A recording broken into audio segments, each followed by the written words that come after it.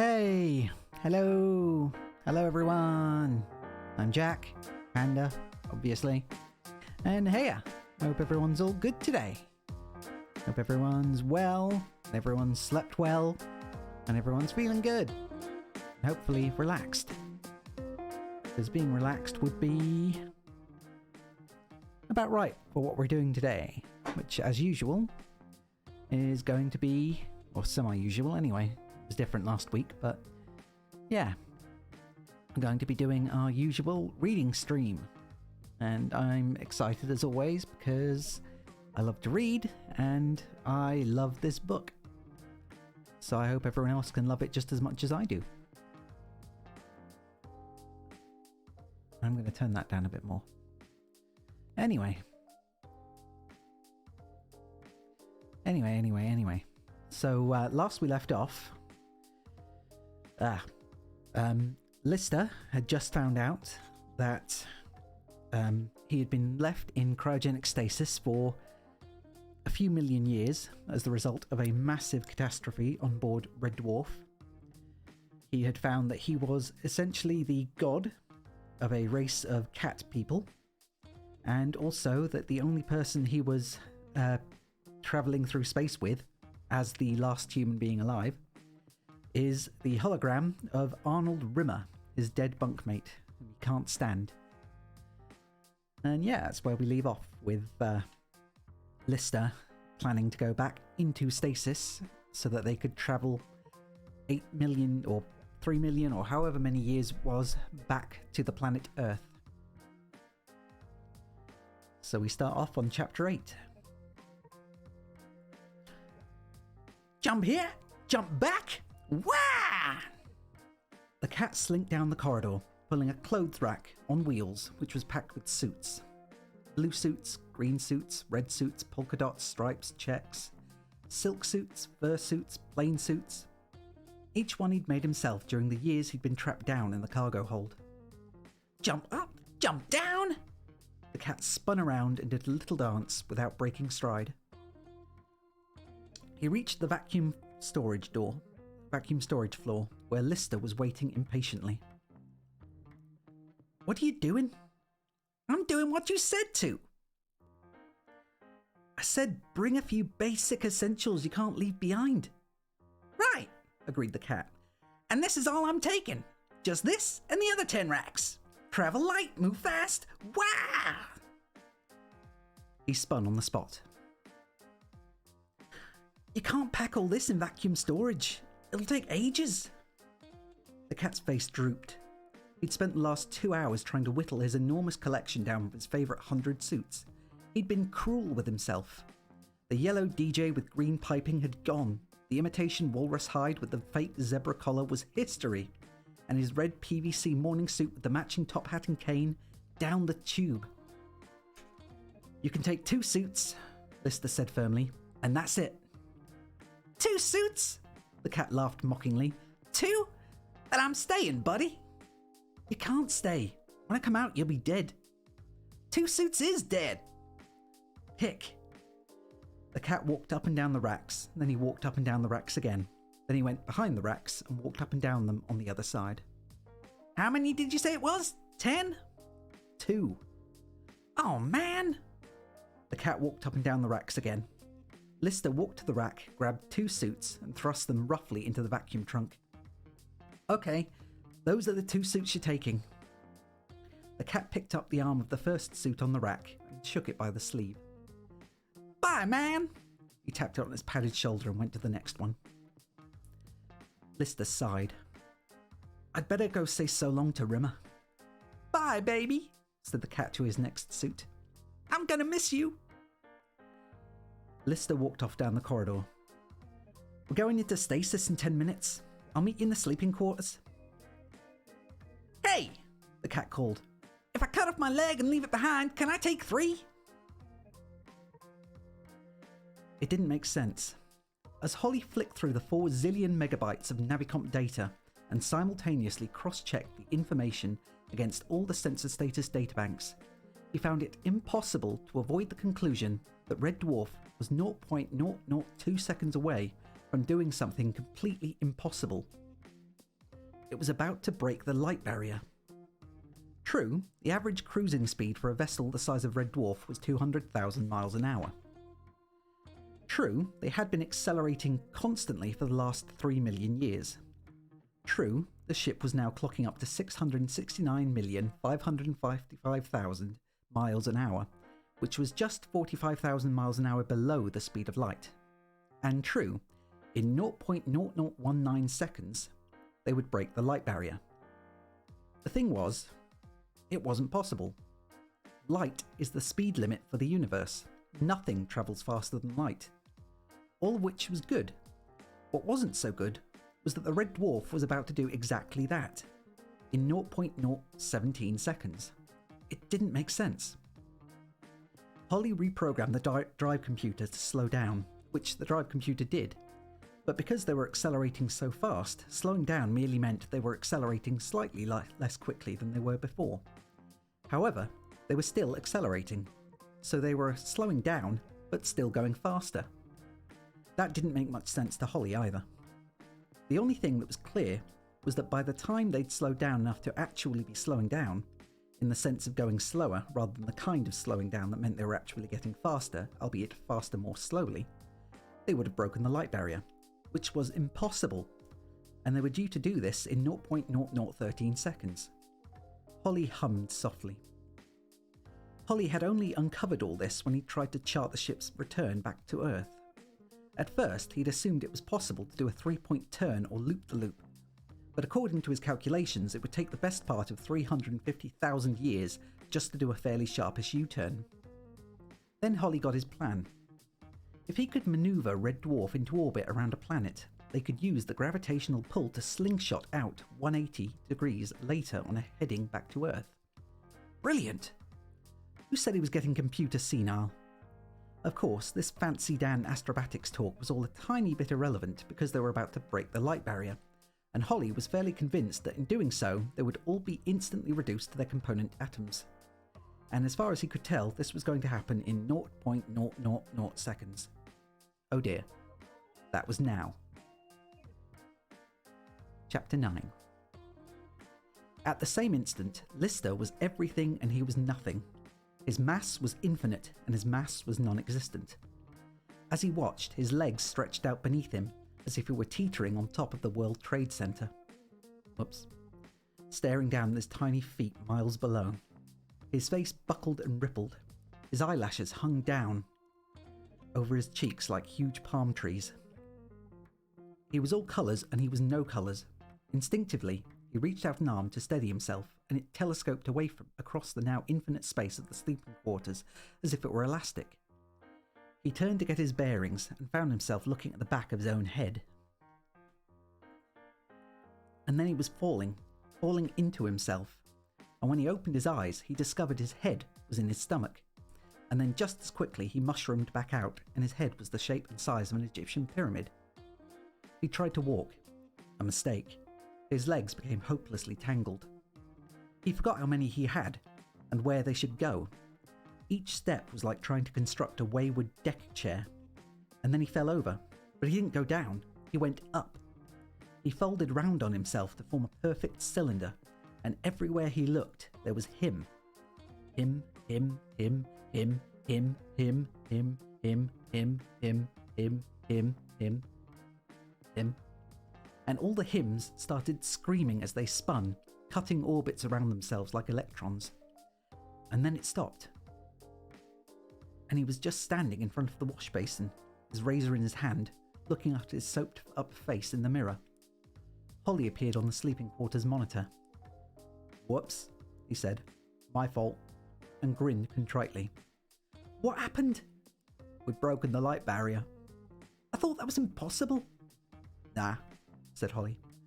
"So are we travelling at light speed now?" "Faster." "Is everyone okay?" "Reb's a bit shaken up. He's still running around in circles at the technical library." "What about the ship?" "Well, now it's got back to its original mass, it's feeling much perkier," said Holly, and left to devote all his available runtime to navigating a ship that was now travelling beyond measurable speed. Lister stepped into the northern hatchway of the recreation room on his way to the technical library to find Rimmer. Down the centre of the recreation room were dozens of baize-covered tables in various shapes and sizes. Pool, snooker, Durango and flip. The walls were lined with 3D video booths. Italian Driver was Lister's favourite, one of the most thrilling and dangerous games around, the object of which was to park a car in Rome. Rimmer stepped in through the southern hatchway. "Rimmer, we've broken the light barrier." "What?" said Rimmer. "We're going faster than the speed of light." "How did I do what?" "What do you mean, how did I do what?" "Lister, don't be a gimboid." "I'm not being a gimboid."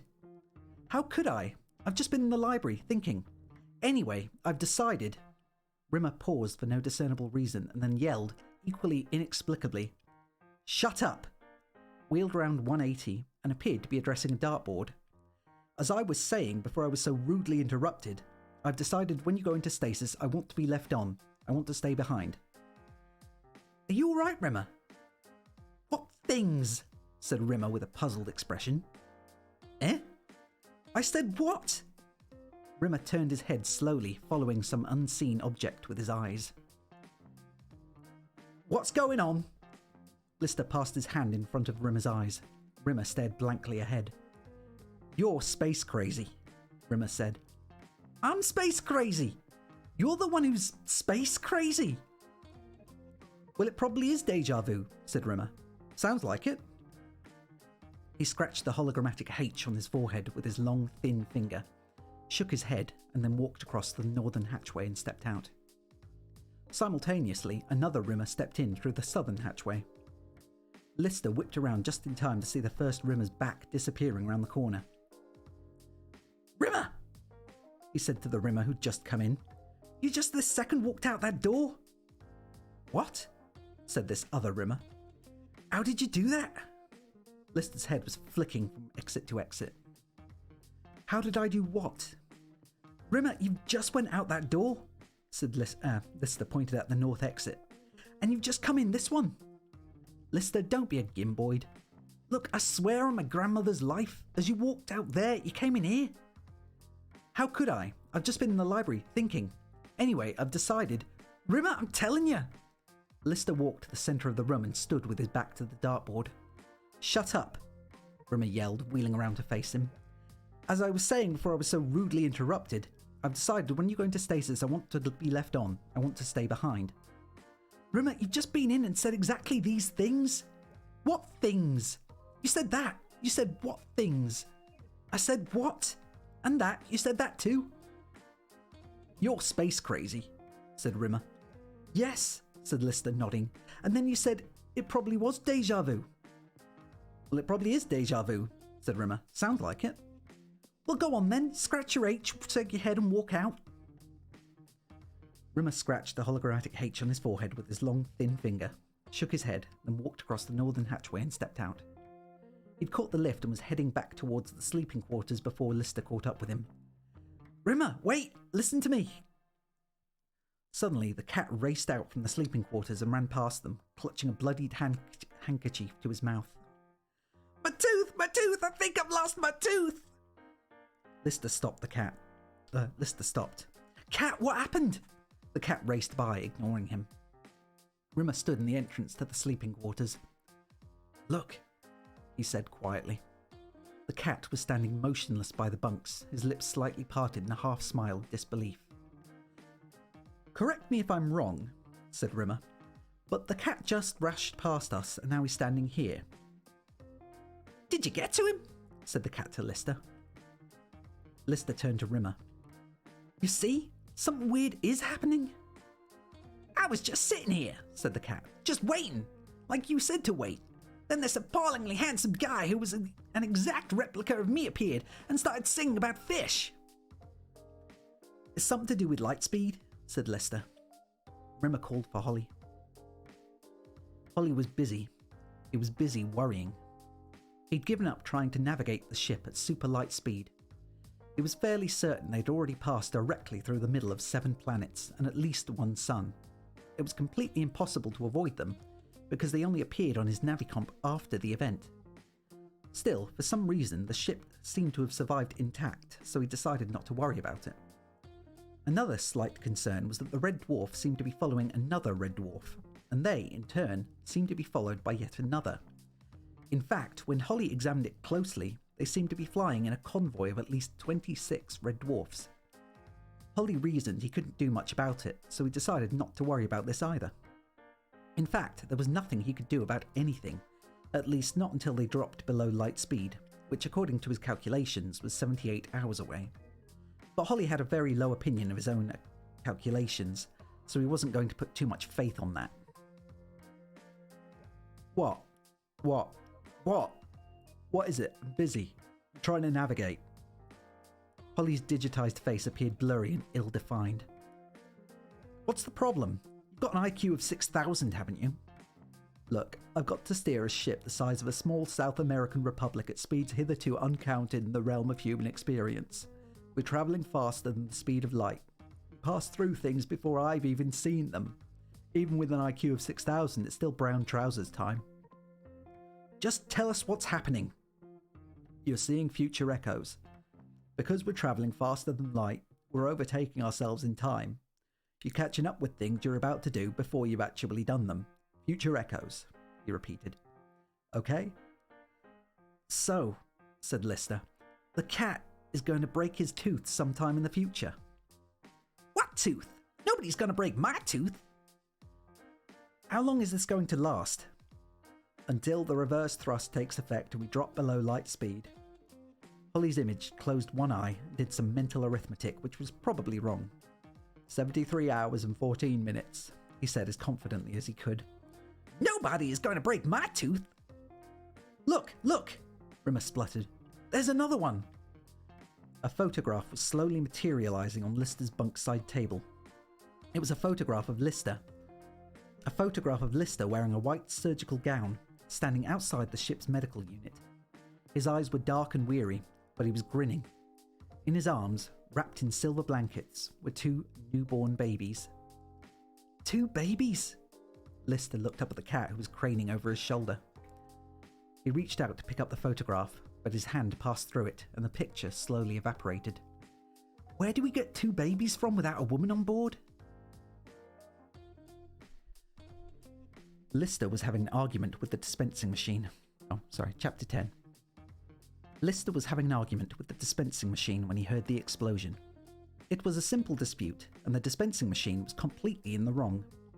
Lister had ordered his customary breakfast of prawn Bangalore fowl, half rice, half chips, 7 spicy poppadoms, a lager-flavoured milkshake and 2 Rennies. The machine had delivered a raspberry pavlova in onion gravy.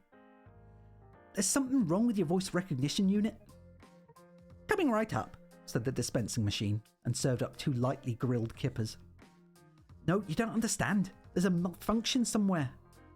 No problem at all, said the machine.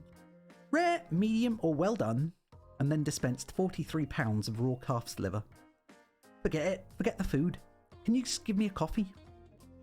No sooner said than done, said the machine pleasantly, and a Christmas pudding, flambéed in brandy, rolled out of the dispensing hatch onto the floor and set fire to Lister's trouser bottoms. Lister was still stamping out the Christmas pudding when the explosion rocked the ship. When he arrived breathless in the Navicomp chamber, Rimmer was staring, still in shock, at the drive panel. What was that? Shouted Lister. Slowly, Rimmer turned his head and looked up. Brace yourself for a bit of a shock. I just saw you die. You saw what? Well, I did warn you to brace yourself. What? When? You didn't give me much of a chance. I gave you ample bracing time. No, you didn't. You didn't even pause. Well, I'm sorry. I've just had a rather disturbing experience. I've just seen someone I know die in the most hideous way. Yeah, me. It was horrible. Rimmer screwed up his face and shuddered in distaste. You were standing by the Navicomp. I don't want to know. You don't want to know how you die? No, Corsus Smegging don't. Suddenly, the room seemed very dark and very cold to Lister. Was it quick? Well, I wouldn't say it was super fast. Not if you count the thrashing around and the agonised squealing. He shuddered again. You're really enjoying this, aren't you? What a horrible thing to say. It was definitely me. Yep. Rimmer grinned. I don't want to know about this. He sucked absently at one of his locks. How old did I look? How old are you now? 25. How old did I look? I'd say... Rimmer clicked his tongue. Mid-20s. Smeg! Lister got up and kicked the navicomp. I'm not ready, he kicked again. I'm not smegging ready. Yes, you did seem surprised, especially when the arm came off. So you saw my face. Did you get a good look at my face? It was actually me. It was my face. Yes, you were wearing your stupid leather deerstalker with the furry earmuffs. Hiya, Pear. How you doing? And, drive safe. But hiya. Hope you're doing well. Hope you had a good day at work. Or wherever you've been. Good. I hope everyone's comfy. Oh, you're a passenger. Okay, well, enjoy it. And chill. I hope you enjoy your vacation. Where are you going? Where are you gone?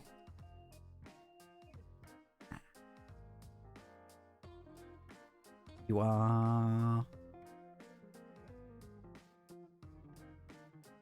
Don't keep us in suspense. Kentucky. Oh, for a family wedding. Nice. And congratulations to the family member. And I hope you have a good time. I hope it all goes well. So, congratulations from me, from the panda.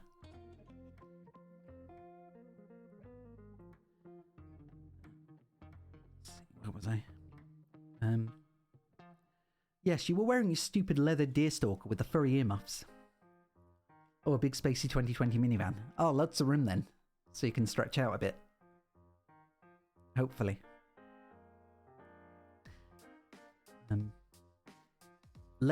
Lister snatched off his leather deerstalker with the furry earmuffs. Okay, I'll never wear a hat. I'll never wear it again. Then it can't happen, can it? He flung his cap across the navicomp and it scudded across the floor. Rimmer smiled. But it has happened. You can't change it any more than you can change what you've had for breakfast this morning. But it hasn't happened, has it? It will have going to have happened, but it hasn't actually happened. You have a yes amount of space for your legs. Good. So long as your legs are actually roomy and you can stretch them out a bit. I hate being cramped in tiny cars or tiny seats on planes.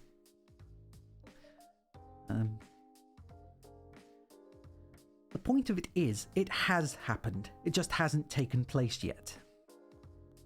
Lister stared blankly into space, playing with his hair, while Rimmer tried to wrestle back the smirk that was making a break for his face. Alright, okay. The cat, right? Lister got to his feet. The cat broke his tooth in a future echo, right? I'm listening. If I can stop him breaking it, can't be done. Then I can stop me from dying. Can't be done, unfortunately. So, how would the cat break his tooth? Lister sat quietly, tugging at a loose piece of rubber on the toe cap of his boot. Rimmer watched him, whistling a Dixieland jazz version of Death March in Saul. Eaten something? Can't be done, me old buckaroo. Your number is up. Eaten something hard? Can't be done, a Rooney, sadly. Lister stood up, his eyes alive, and pelted out the navicomp chamber. Where are you going? Rimmer got to his feet. My goldfish! Lister's voice echoed from the corridor. Trying to eat my robot goldfish! Plop, plop, plop, plop. The cat lay listlessly on Rimmer's bunk. Several of his shirts were slung onto a line across the sleeping quarters, dripping noisily into receptacles. Plop, plop, plop, plop. He hated laundry day. It always made him tired. Wearily, he picked up another dirty shirt, unfurled his tongue, and started cleaning it with long, methodical, rough, wet licks, stopping occasionally to top up his tongue with washing up powder. When it finished, he hung his shirt on the line with the others. Plop, plop, plop. He really didn't feel like attacking his sock pile right now, so he got up and started mooching around the quarters, looking for something else to do. He picked up a book from Rimmer's shelf and ran his nose across one or two of the pages, but he couldn't make any sense of it. It appeared to be covered in funny little blobs which didn't smell of anything. Cats didn't communicate by writing. They communicated by smell. To read a piece of cat literature, you ran your nose along a line which released various impregnated scents from the page. There were 246 smell symbols in the cat lexicon. Each could be qualified by smaller, subtler smells which altered the meaning. Symbols could also mean completely different things in different contexts. For instance, the smell for fear in a different setting could also mean very bad, noxious toilet, or sometimes even estate agent. The cat decided to amuse himself by trying to read the contents of Lister's dirty laundry basket. Much to his surprise, some of it translated quite well into cat prose. In fact, one t-shirt contained a sentence about a fearful, very bad estate agent going to a noxious toilet. Then he noticed the goldfish. He watched them for a while. One of them was swimming backwards. He'd never actually seen a live fish, but he was aware of some primal instinct they stirred deep within his stomach. Even though he'd eaten less than half an hour ago, he found a little hunger pain squeaking, "Let's eat the fish!" He had a small, half-hearted dialogue with the hunger pain, but it was fairly insistent. "Come on, let's eat the fish!" "I'm not hungry!" "Eat it! Eat it, come on!" The cat put his hand into his jacket pocket and pulled out an already buttered roll. He usually kept one handy. He began his food ritual by singing mockingly at the snack. "I'm gonna eat you, little fishy! I'm gonna eat you, little fishy! I'm gonna eat you, little fishy, 'cause I like eating fish!" To give the fish a fighting chance, he stood with his back to them. Then, in a single movement, he swiveled around, flicked one of the fish out of the tank with the back of his hand, and caught it in the bread roll. "Too slow, little fishy," he chided his goldfish sandwich. "Too slow for this cat." He raised the squirming roll to his mouth and started to bite down through the bread. "No!" screamed Lister. The cat turned and saw Lister flying towards him like a berserk caber, his face contorted, his mouth forming a distorted elliptical O. "No!" The cat was still smiling in anticipation of his fishy nibble when Lister crashed into him. They smacked hard into the table and tumbled down onto the hard grey deck. The fish roll skidded across the floor. Lister sprang off the softly moaning cat, grabbed the roll and looked inside. McCartney was still wriggling away, intact, unbitten. "I did it!" Lister said quietly. "I did it!" He screamed not so quietly. "I did it! I got the fish! I'm not going to die!"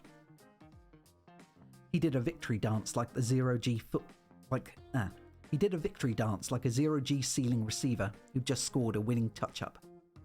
Rimmer stood in the doorway. The cat clambered to his feet. "My tooth!" He put a handkerchief to his mouth that came away bloody. "You're crazy!" Lister came towards him. "Let me see." The cat raced out the sleeping quarters. "My tooth! My tooth!" he was yelling. "I think I lost my tooth!" Lister stared at the floor, at the small piece of white enamel that was laying under the chair taunting him. A one-toothed grin. "Well," Rimmer's smirk was as big as the Yankee Stadium. "Allow me to be the very first to offer my deepest commiserations." Chapter 11.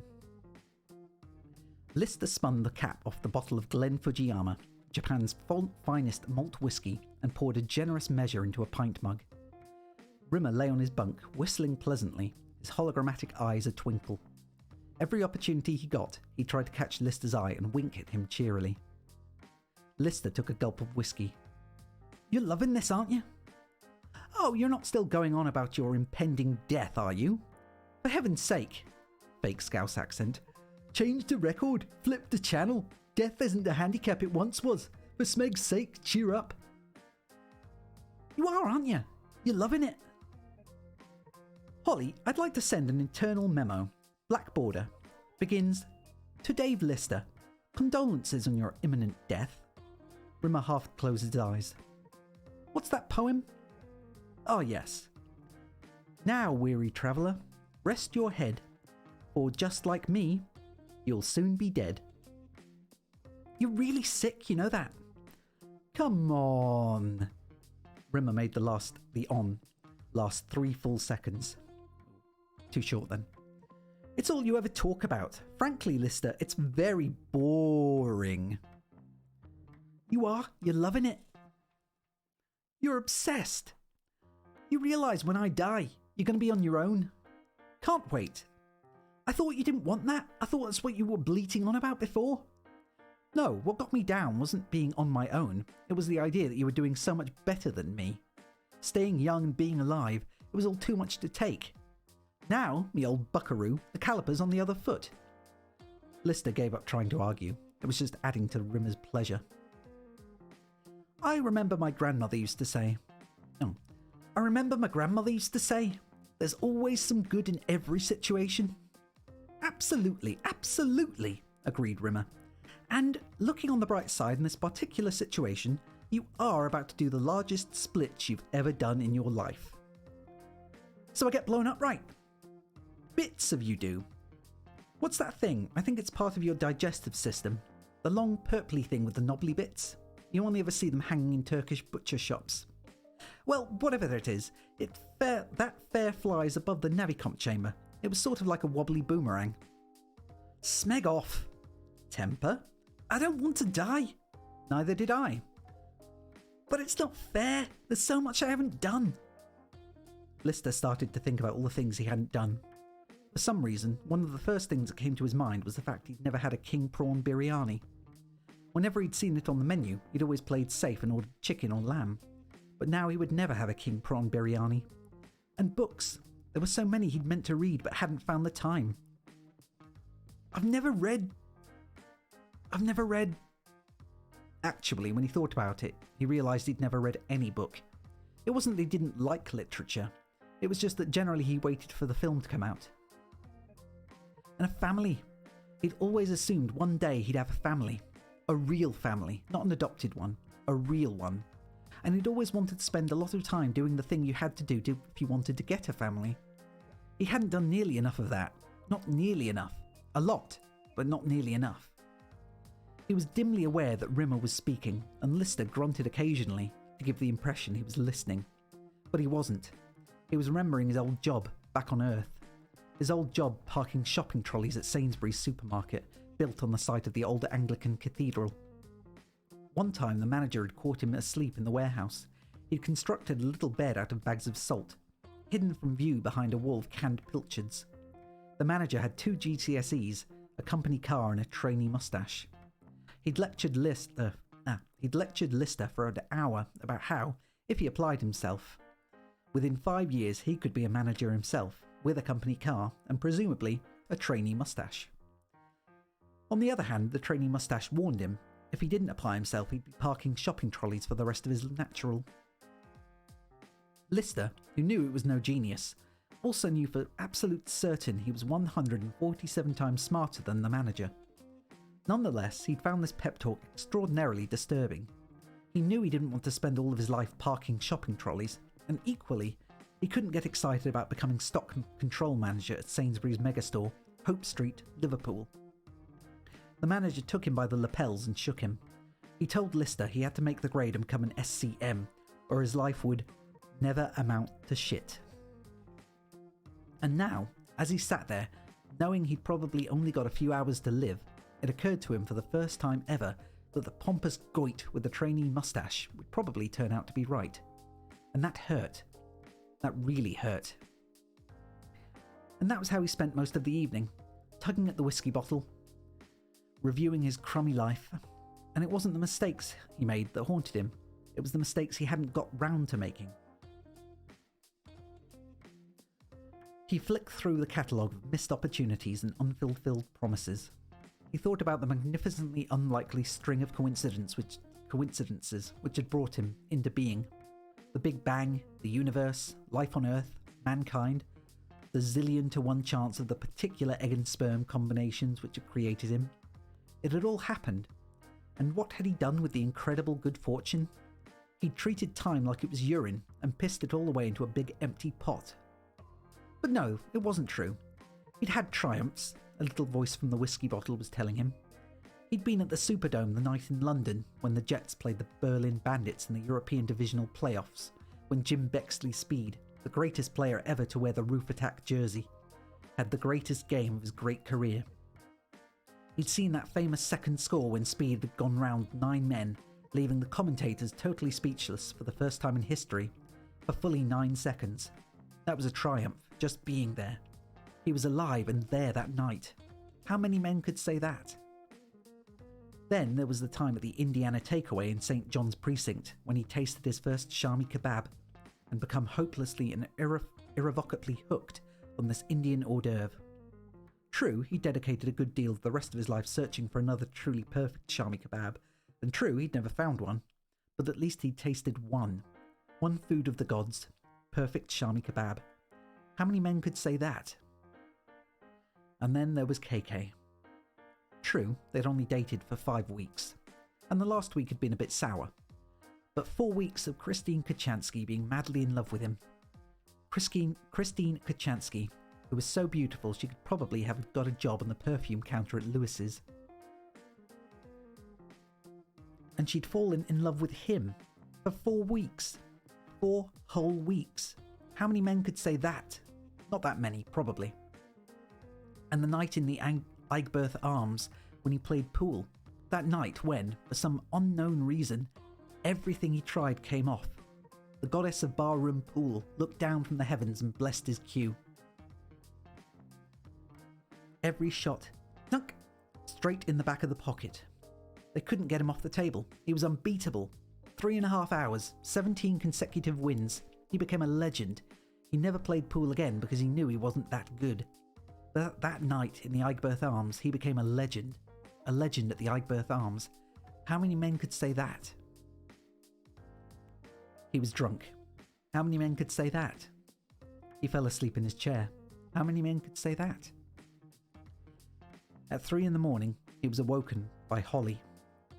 Emergency. There's an emergency going on. It's still going on, and it's an emergency. Rimmer sat up in bed, his hologrammatic hair pointing stupidly in every compass direction. What is it? The Navicomp's crashed. It can't cope with the influx of data at light speed. You've got to hook it up to the drive computer and make a bypass. Lister slung his legs over the bunk. The Navicomp! The Navicomp in the Navicomp chamber! If we don't fix it, the ship will blow up in 15 minutes and 23 seconds. Lister jumped down to the floor. This is it then? Rimmer looked at him. Don't go. What do you mean, don't go? You were wearing... You said yourself I can't avoid it. Let's get it over with. What was I wearing? Your leather deerstalker and that grey t-shirt. Lister pulled on his deerstalker with deliberate precision. Then he walked across to the wash basin and lifted the metal towel rail off its support. Let's go. What's that for? Lister patted the towel rail against his left palm. I'm going out like I came in, screaming and kicking. You can't whack death on the head. If he comes near me, I'll rip his tits off. Then he was gone. Chapter 12. The Navicomp chamber was fogged with acrid smoke from the melted insulation wires, and a thick cable swung from the ceiling, jumping and sparking like a dying electric python. A manic high-pitched screeching from the wounded navigation computer rose and fell around the perimeter of the chamber monitor screen. Monitor screens popped and shattered one by one. Lister, his eyes streaming,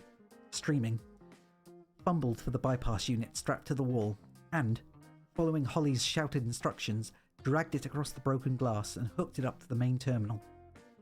He opened the bypass casing. Inside were 12 switches. Start at the one numbered 12, Holly was yelling, and leave a 1-second gap between each switch. He closed his eyes and rested his finger on the 12th switch. He flicked it down. The pitch of the wailing Navicomp increased by an octave. A green light flicked on beside the number 12. He moved his finger to the 11th switch. Click. Another octave higher. A green light. The 10th switch. Click. The console monitor above Lister's head exploded and vomited shards of glass into the smoke. Another green light. The switch numbered 9. Another green light. 8. Then 7. And that was halfway. Number 6. Click. A red light. Turn it off, Holly said. Turn it off before... Lister flicked it off and waited. And flicked it back on. Green. 5 to go. A maximum of 5 seconds before his purple knobbly thing was destined to fly across the room. Click. Click. Click.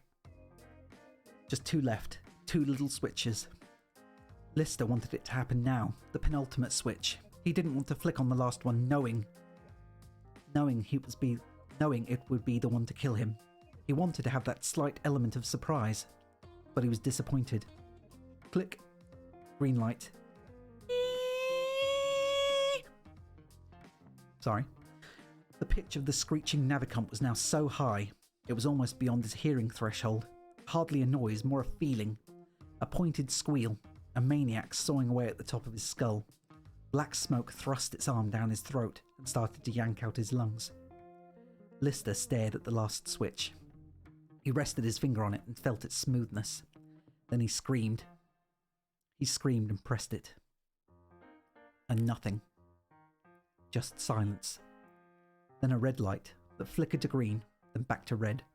And then a steady, steady green. Green. And then there was a huge boom! Followed by a second huge boom! And a third. And Lister realised it was his heartbeat. He sucked deeply at the foul, smoke-laden air. It tasted good. For the second time in 24 hours, he did the touch-up shuffle. His feet rooted to the spot. He swayed from his waist and moved his arms in a counter motion. He was alive. Chapter 13. The Red Dwarf central line tube hissed to a halt, and Lister danced out onto the platform. He had a sudden urge for chocolate. White milk chocolate, which he hadn't had since he was a kid, so he slipped a 50 penny-cent bit into the machine and tugged on the drawer, but the drawer was stuck. For some reason, this filled him with delight. The drawers were always stuck on station platform chocolate machines. Some things don't change. He laughed too much, then jumped on the escalator and leapt 3 steps at a time to catch up with Rimmer. They stood on the escalator. Every advert they passed, Lister sang the advertising jingle. I don't know why you're so chirpy. I'm alive! But it's going to happen. I saw it happen. It just hasn't happened when we thought it would happen. Who cares? The point is, it hasn't happened. Correction, it has happened, it just hasn't happened yet. Don't get into that again. Lister, I saw it. I saw you die. It was you. I'm sure it was you. What about the photograph? The 2 babies? That hasn't happened yet. Maybe none of it's going to happen. It's going to happen. It's really browning you off, isn't it? I haven't died yet. The escalator pushed them off at the top. Lister leapt over the turnstile barrier, and Rimmer walked through it. No, it's not that. It's just your dunderheaded refusal to accept the pointless cruelty of existence. That's what gets my goat. Lister shook his head sadly. When they walked into the sleeping quarters, an old man was lying on Lister's bunk. When he smiled, his age lines crinkled up like wrapping paper. He raised his robotic left arm. The hand was a metallic prosthesis, but the little finger had been customized, so its top joint was a bottle opener. He used it to flick open a bottle of self-heating sake, and took a healthy swig. His white hair was plaited into 3-foot-long locks, and his right eye was missing. In its place was a telephoto lens which zoomed in and clicked and focused in unison with his good eye. And it was quite clear the old man was Lister. He looked towards the door, but didn't appear to see them. The watch on the Future Echo's good right arm emitted a series of squeaks. He turned it off and smiled. Lister made out a curious tattoo of his future self's forearm. It appeared to be burned into his flesh, some kind of formula. It was fading, but looked like U equals BIL. Lister was craning closer to read it when the old man spoke. So, you're here? He said, Lister's voice with a slight quaver. I can't see you, and I can't hear you, but I know you're here. Rimmer, you're gonna say it's impossible? It is impossible, said Rimmer. I saw you die. The old man looked more or less in Lister's direction. Hello, Dave. This is me. I mean you. I mean, I am you. I mean, I am you as an old man. I know you're here, because when I was your age, I saw you at my age, telling you, at your age, what I'm going to tell you. And you've got to tell you, too. when you get to be me. Well, said Rimmer, thank heavens you've still got all your marbles.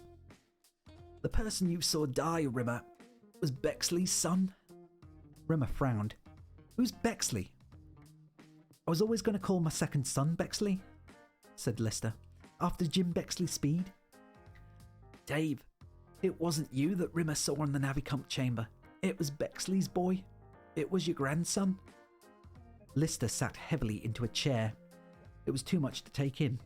He wasn't going to die in a Navicomp accident. He was going to have a son, who was also going to have a son, and his son's son would die. You have 2 sons, the old Lister was saying, and 6 grandchildren. But one of them dies. Everyone dies, said the old Lister. You're born and you die. The bit in between is called life. And you have all those times together still to come. Enjoy. He smiled. The old man's watch went off again. I haven't got much time. Get your camera and go to the medical unit. What's at the medical unit? Lister fumbled in his locker for his camera. Lister's older self began to grow translucent. What about me? Rimmer walked up to the bunk. What happens to me? He can't hear us, Rimmer. He's from the future. Ah, but if I ask you what's going to happen to me now, you'll remember it, and when you get to be him, you'll be able to tell me. Brutal. Lister grabbed the camera from his vacuum storage trunk and raced out. Don't waste time. Run. The old Lister called after him. What happens to me, old man? Do I get to become an officer? Do I ever get a body again? Do we get back to Earth? The old man took another swig of sake and stared, unseeing, through Rimmer's imploring face. Oh, Rimmer, he said suddenly. You wanted to know what happened to you? Yes, what happened to me? Come close, the old Lister beckoned. Come close. Closer. Rimmer inclined his ear to the old man's mouth. You wanted to know your future? Yes, please, Rimmer whispered reverently, and stood on tiptoe so that his ear hovered barely millimetres from the future echo's mouth. The old Lister breathed in deeply, and then belched loudly into Rimmer's ear. He was still laughing when he vanished. Rimmer caught up with Lister just outside the medical unit. Lister was hastily fitting an Instafilm into the camera. A jolt rocked the ship, and Lister went crashing against a wall, dropping the film. Smeggin' hell! He picked it up and fumbled it into the camera. Smeg! It was upside down. Holly flicked on the wall monitor. The acceleration achieved. We're slowing down, dudes. We'll be below light speed in 35 seconds precisely. So what's going to happen now? Are we going to see my funeral or something? No, we're de-accelerating now, said Holly. The faster we were going, the more into the future echoes were. But since we've just now started slowing down, the future echoes should get nearer to the present. A baby started crying. Then another baby started crying. Standing in the doorway of the medical unit was another Lister, more or less the same age Lister was now. He was wearing a white surgical gown, and in his arms were 2 babies wrapped in silver thermal blankets. I can't see you in all that guff, Lister's future echo said. But I'd like you to meet your twin sons. This is Jim, and this is Bexley. Lister brought them into focus in the viewfinder and rested his finger on the camera trigger. Say cheese, boys! The future echo struck a pose and grinned. 2 babies wailed louder than ever. Click. The future echoes faded away. The camera ejected the quick pick, and an image of Lister holding 2 babies in silver blankets slowly coloured into focus. Lister turned and started to walk back towards the sleeping quarters. Rimmer followed him. How are you supposed to get 2 babies when we don't have a woman on board? I dunno, Lister grinned, but it's going to be a lot of fun finding out. Chapter 14. Captain Yvette Richards ran her fingers through the bristles of a crew cut and craned forward to look at the spectroscope of the sun they were approaching. It was perfect. She let out a Texan yelp. We got it! I don't know what a Texan yelp sounds like. Flight coordinator Elaine Schumann leaned over her shoulder and peered at the console. It's a supergiant? You betcha, said Richards and yelped again. Time to celebrate, said Schumann. Crichton, the service mechanoid, handed round styrofoam cups of dehydrated champagne and topped them up with water. The 8-woman, 2-man crew yelped and cheered and partied, while Crichton handed round more champagne and irradiated caviar niblets, which he'd been saving specially. It had taken the crew of Nova 5 6 months to find a blue supergiant, a star teetering on the edge of its final phase in the right quadrant of the right galaxy. Another month, and they would have ruined the whole campaign. They certainly felt they had good reason to celebrate. Sipping her champagne, Christy Fantozzi, the star demolition engineer, started programming the Nebulon missile. It had to explode at just the right moment to trigger off the reaction in the star's core, which would push it into the supernova stage. A star in supernova would light up the entire galaxy for over a month, giving off more energy than the Earth's sun could in 10 billion years. It would be a hell of a bang. One undetected bug in Fantozzi's programming could ruin everything. Not only did she have to push the star into supernova, she had to time it so that the light from the explosion would reach Earth at exactly the right moment. The right moment was the same moment as the light from the other 127 supergiants, which were also being induced into supernovae, reached Earth. For anyone living on Earth, the result would be mind-fizzingly spectacular. 128 stars would appear to go supernova simultaneously, burning with such ferocity they would even be visible in daylight. And the 128 supernovae would spell out a message. And this would be the message. Coke adds life. For 5 whole weeks, whenever you were on Earth, the huge tattoo would be branded across the day and night sky. Honeymooners in Hawaii would stand on the peak of Mauna Kea, gazing at sunsets stamped with the slogan. Commuters in London, stuck in traffic jams, would peer through the grey drizzle and gape at the Kola constellation. The few primitive tribes still untouched by the civilization in the jungles of South America would look up at the heavens and certainly not think about drinking Pepsi.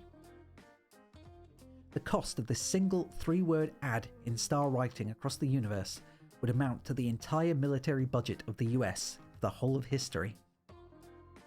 So, ridiculous as this was, it was still a marginally more sensible way of blowing trillions of dollar pounds. And the Coke executives were assured by the advertising executives at Saatchi, and Saatchi, it would put an end to the cola war forever. Guaranteed. Pepsi would be buried. Okay, it wasn't wonderful, ecologically speaking. Okay, it involved the destruction of 128 stars, which otherwise would have lasted another 25 million years or so. Okay, when the stars exploded, they would gobble up 3 or 4 planets in each of their solar systems. And okay, the resulting radiation would last long past the lifetime of our own planet. But it sure would as hell sell a lot of cans of a certain fizzy drink. Fantozzi finished the program and fired the Nebulon missile off into the heart of the star. She finished her styrofoam cup of champagne and flicked on the intercom. Let's turn this son of a goit around and go home. The nose cone of Nova 5 slowly swung around to begin the jag back to Earth. The 7 crew members who were in stasis didn't survive the crash. As the ship bellied into the cratered surface of the ice-clad moon, it caught the edge of a jagged precipice which ripped open the port side like a key on a sardine can, and the Stacies spewed out into the deadly methane atmosphere. Captain Richards, who'd taken the first 3-month watch along with Schumann and Fantozzi, had been playing solo squash when Crichton had dropped into the leisure suite to inform her politely that the ship's steering system had gone all cockamamie, and the computer had gone doolally. She'd raced up to the drive room to find chaos. The computer was reciting 15th century French poetry, and the steering system was on fire. What in the hell is happening? Étoilette, je te vois, the computer said soothingly. Crichton sprayed the steering system with a portable extinguisher. I don't understand what's going on, Miss Yvette. Schumann, Fantozzi. Richard barked into the intercom. Get in here, we're in deep smeg. It's a complete mystery, said Crichton. Where la luna traite de soi? 1 minute he was fine, said Crichton, as he shook his head. The next he was acting like this. Richard tore at the panel housing to engage the backup computer. Nicolette est avec quoi? I mean, if I'd known he was going to go mad on us, I wouldn't have bothered cleaning him. Say what, Crichton? I mean, what's the point of treating him to a complete spring clean, polishing all his bits and bobs with beeswax and scrubbing all his terminals with soapy water, if he's just going to go all peculiar? You cleaned the computer? What? Can't you tell? He's absolutely sparkling. Just look inside. Richards peered into the computer's circuit board casing. Foaming, soapy water bubbled and smoked beneath the gleaming, newly polished innards. Mayamet, à le bon point? The computer gurgled, blew soap bubbles out of its voice simulation unit. Crichton, did you clean the backup computer too? Crichton looked away modestly. Did you, Crichton? Please, Miss Yvette. I don't want thanks. Did you? She grabbed him roughly by his shoulders. The only thanks I need is knowing that you appreciate a job well done. His lipless mouth twisted into a plastic grin. Schumann burst into the drive room, wearing a towel, rat tails of wet hair bouncing behind her. What's happening? Fantozzi raced past her onto the fizzling flight console. Her eyes darted over the digital readouts. She typed quickly on the old-fashioned 5-button keyboard. There's no way in! She tried again. We can't get manual! The flight console won't let us in! Well, it should be working 110%, Crichton said. It's even cleaner than the computers. Nova 5 dug a 3.5-mile smoking furrow like a giant twisted grin in the icy surface of the moon, and finally came to rest in 2 separate pieces at the bottom of a mountain range. The red-hot metal of the hull screamed and hissed, warped and twisted in the cruel suddenness of its icy bath. Gradually it stopped protesting, and with a sigh, surrendered to its final resting place. Silence. Crichton looked down at his legs. They were 30 feet away, at the other end of the drive room. Nova 5 tilted like a dry ski slope. He dragged his torso down the incline, over to the body of Yvette Richards. Blood pumped from a gash in her thighs, and her leg was twitching involuntarily. She was breathing. Just. Crichton looked down at the mess of wires that were hanging out the end of his torso, located one he didn't need very much, yanked it out and tied it in a tourniquet around the top of her thigh. Richard's eyes blinked open. Is everyone okay? Fantozzi was groaning under a pile of debris. Crichton hauled his half-body to the mound of twisted metal and started pulling her out. Both her legs were broken. Crichton made rudimentary splints out of his hip rods and bound them with wires torn from his midriff. Thanks, Crichton. Her mouth split into a dry smile. Then she passed out. Schumann crawled in from the corridor, her ankle twisted, almost backwards, with cuts on her face and hands. Hey, Richards, she grinned. Nice landing. Remind me never to lend you my car. Crichton lugged what was left of himself over to Schumann, and without warning, snapped her twisted ankle back into place. She screamed and punched him in the head. We've lost the others. Richards was looking at the security cameras. And half the ship. We've still got the stores and the medical unit, and since we're all still breathing, I can assume the atmosphere generator is still operational, and the crash seal held. I guess Crichton hadn't gotten around to cleaning it yet. We'd better get you all down to the medical unit, said Crichton. Excuse me, Miss Elaine, would you be so kind as to pass me my legs? Chapter 15. Also, I like Crichton, but I can't do a Canadian accent very well, which I think is what his actor is trying to pull off whenever he plays him. But he's a British actor doing a Canadian accent, so, you know, doing the best I can, more or less. Holly was lost. When he'd finally managed to wrestle Red Dwarf down to below light speed... Oh good, well I'm glad. When he'd finally managed to wrestle Red Dwarf down to below light speed, he'd found a small electric blue moon with suitable gravity, plunged into its orbit and performed the 180 slingshot maneuver needed to turn the ship around. But now he was lost. The thing about being in deep space is the universe looks exactly the same from wherever you are. Oh, hey, Angst. Basically, the guy that... the hologram on the ship always has a metal H on his forehead to signify that he is not actually a living human, but because he is so realistic and lifelike, they put a metal H on their heads to make sure that they know that the person is actually a hologram and shouldn't be mistaken for a real person. But for all intents and purposes, the holograms pretty much are just like humans. They're based on actual people. So the one in this story is the dead crewmate of the last living human alive. So they use them to bring back dead people, more or less, temporarily. Anyway. And hey, by the way, thanks for coming. The thing about being in deep space is the universe looks exactly the same from wherever you are. It's sort of a gigantic version of the Barbican Center. And although they were now supposed to be on a course headed back for Earth, Holly wasn't totally 100% convinced his calculations were absolutely right on the button correct. There are two ways to cope when you're lost. The first way, you get out of the map, discover where you are, work out where you want to go, and plot a route accordingly. The second method was the method Holly was using. Basically, you keep on going, hoping that sooner or later you'll come across a familiar landmark and muddle through from there. So far, nothing had looked very familiar. Occasionally, he spotted a constellation he thought they may have passed before, but he couldn't swear to it, and every so often they passed the odd multi-ringed gas giant with a red spot at the pole. But frankly, multi-ringed gas giants with red spots at the pole were 10 a penny. On his way out of the solar system, all those years ago, he'd started to compile what he hoped would be the definitive A to Z of the universe, with galaxies, planets, star systems, street names and everything. But he'd fallen behind in the last couple of millennia, and had lost heart in the whole project. It was the same with his diary.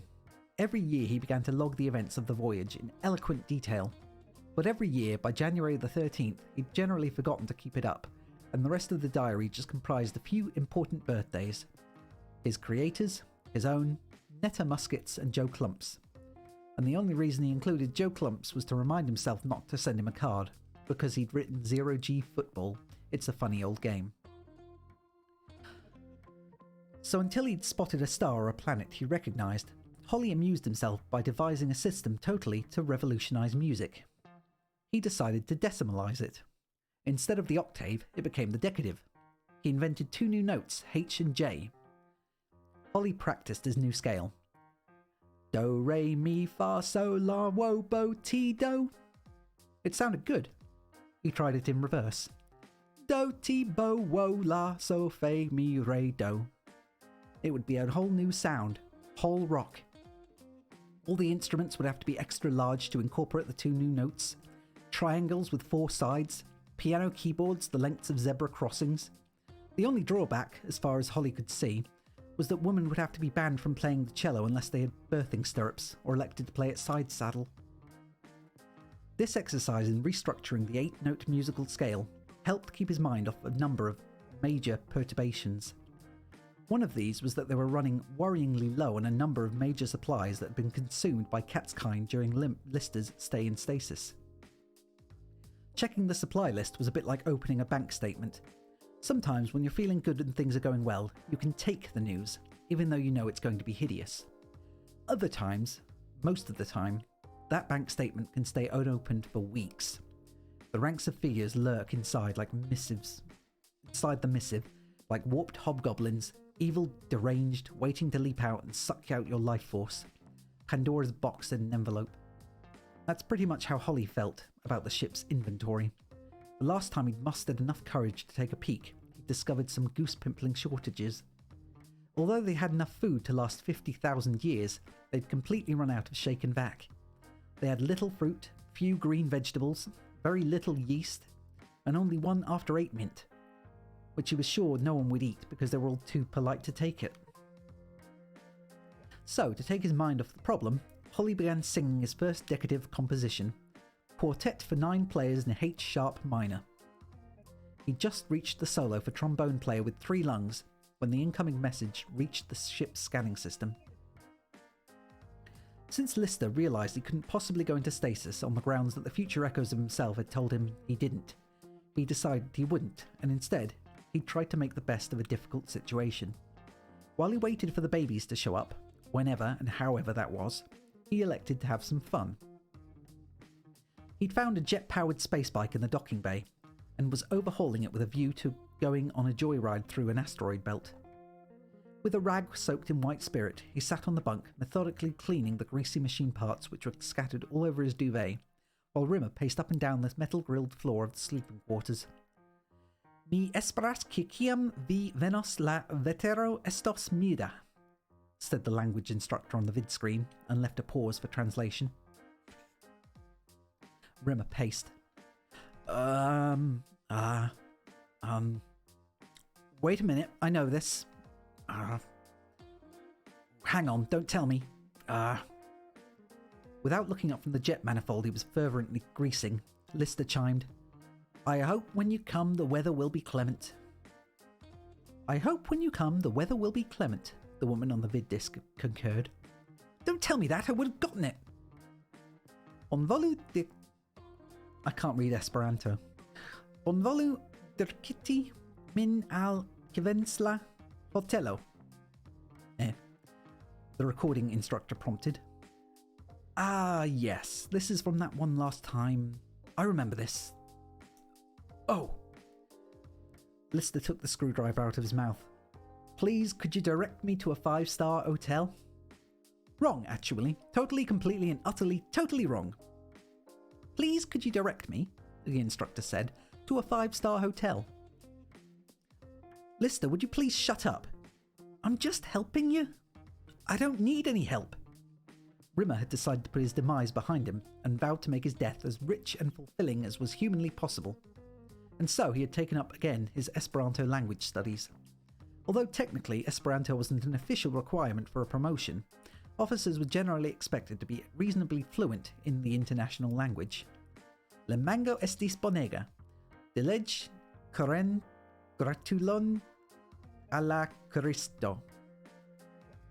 Rimmer snapped his fingers. I would like to purchase the orange inflatable beach ball and that small bucket and spade. That meal was splendid, the woman translated. My heartiest congratulations to the chef. Rimmer squeaked.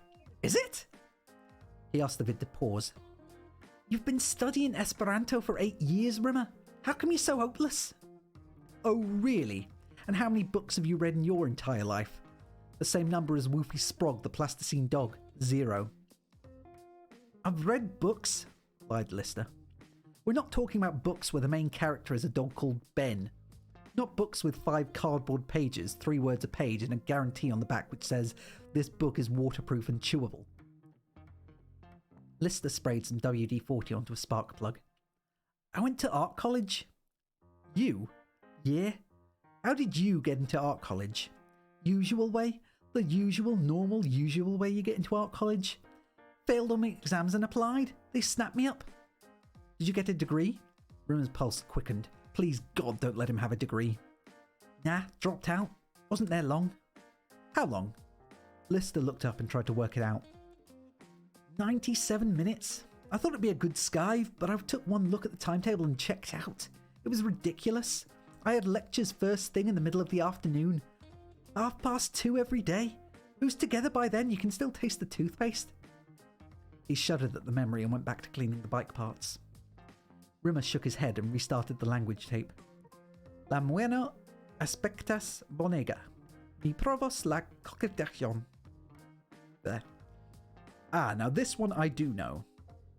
Holly's image replaced the woman's on the monitor and smoothly delivered the correct reply. The menu looks excellent. I'll try the chicken.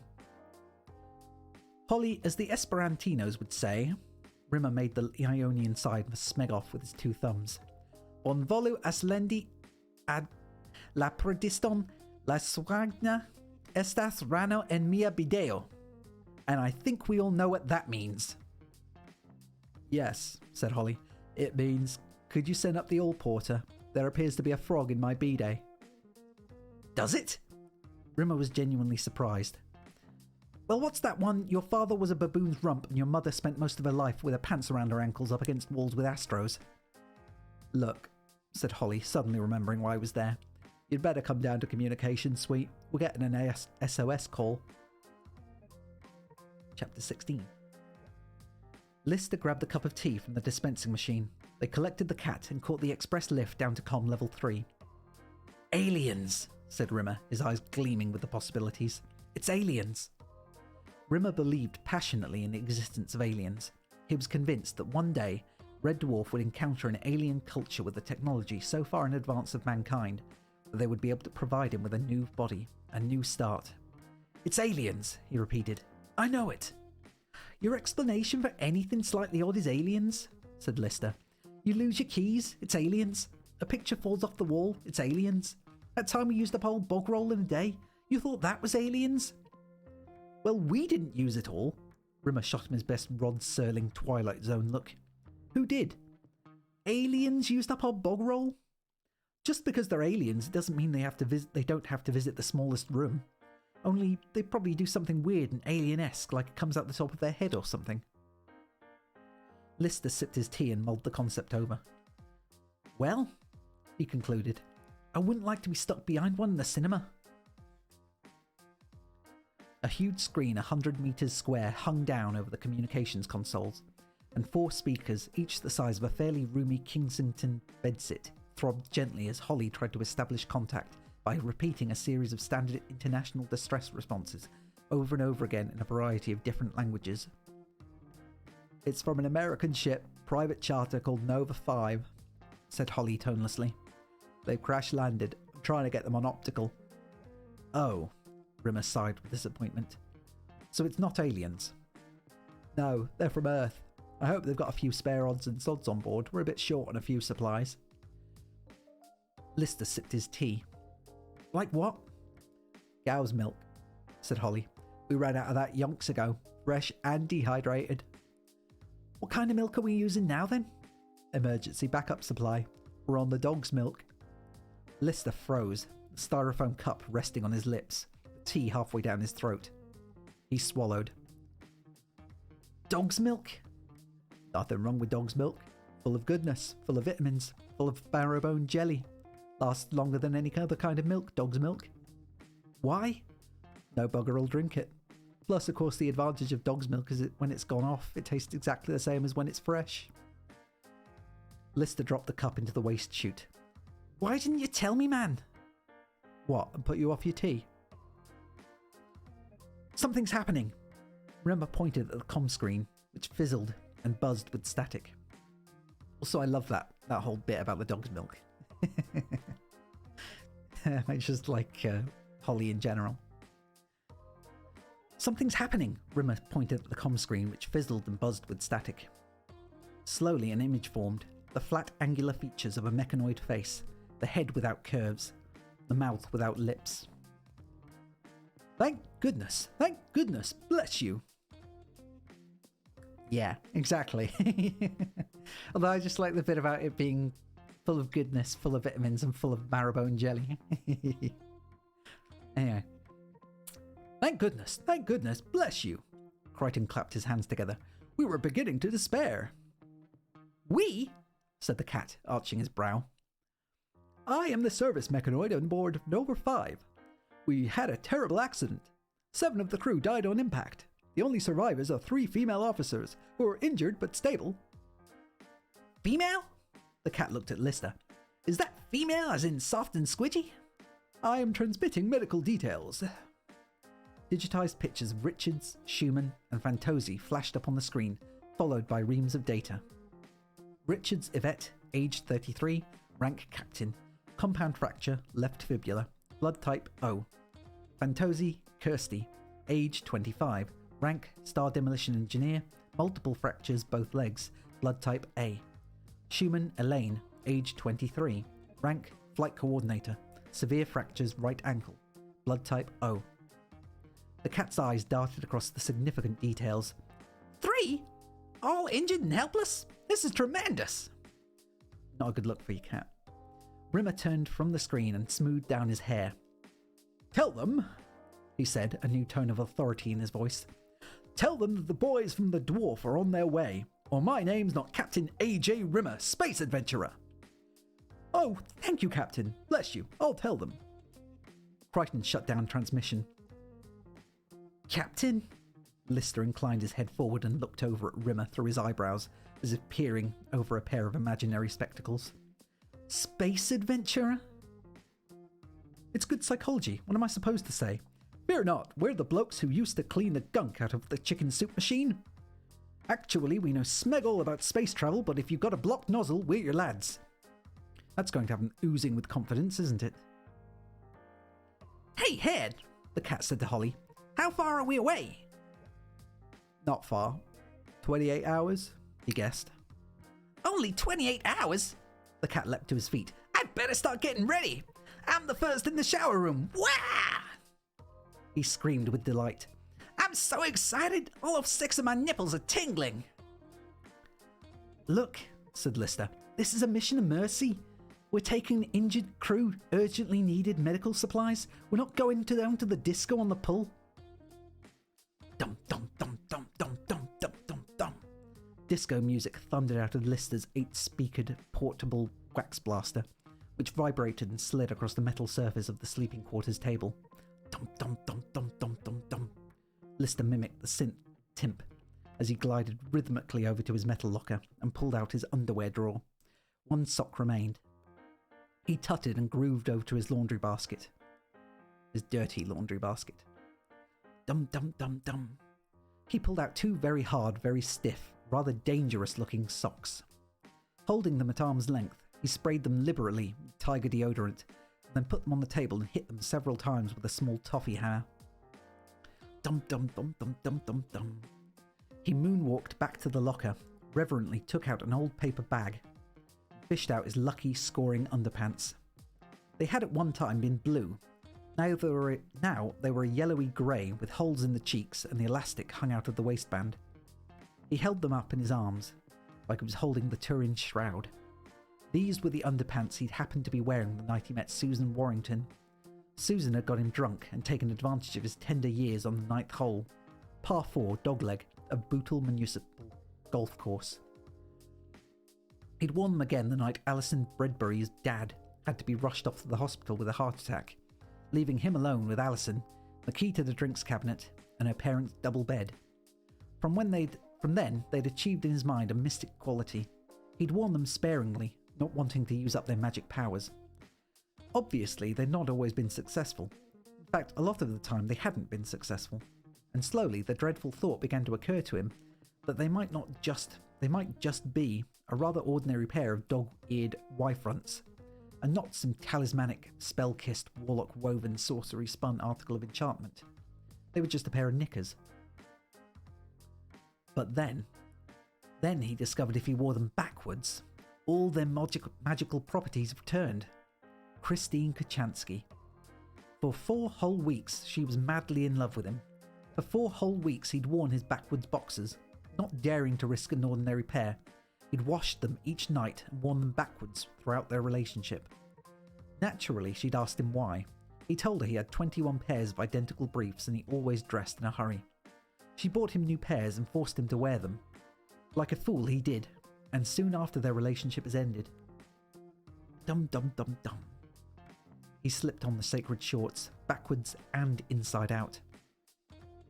No prisoners, he said aloud and glided over to the ironing board. He lifted the iron off his best green camouflage pants and pulled them on. He felt air around his buttock, and when he checked in the mirror, he found an iron-shaped hole clean through the right cheek. Dum dum dum dum dum. He rifled through his locker, found the colour he was looking for, and sprayed the exposed buttock with green car touch-up paint. He looked in the mirror again. From a distance, you honestly couldn't tell. True, he smelled like a newly painted Cortina, but that would fade in time. He slipped on his favourite London Jets t-shirt and stood back to take in the whole picture. The freshly hammered socks, the cleverly inverted underpants, the neatly sprayed trousers. Hey, he knew it wasn't perfection, but God, he was close. Oh, you're not going on the pull, eh? Rimmer stood in the doorway, wearing a dashing white officer's uniform, complete with banks of gleaming medals and gold hoops of rank, which ran the length of his left arm, which Holly had grudgingly simulated for him. Look at him, Rimmer thought. He's really trying.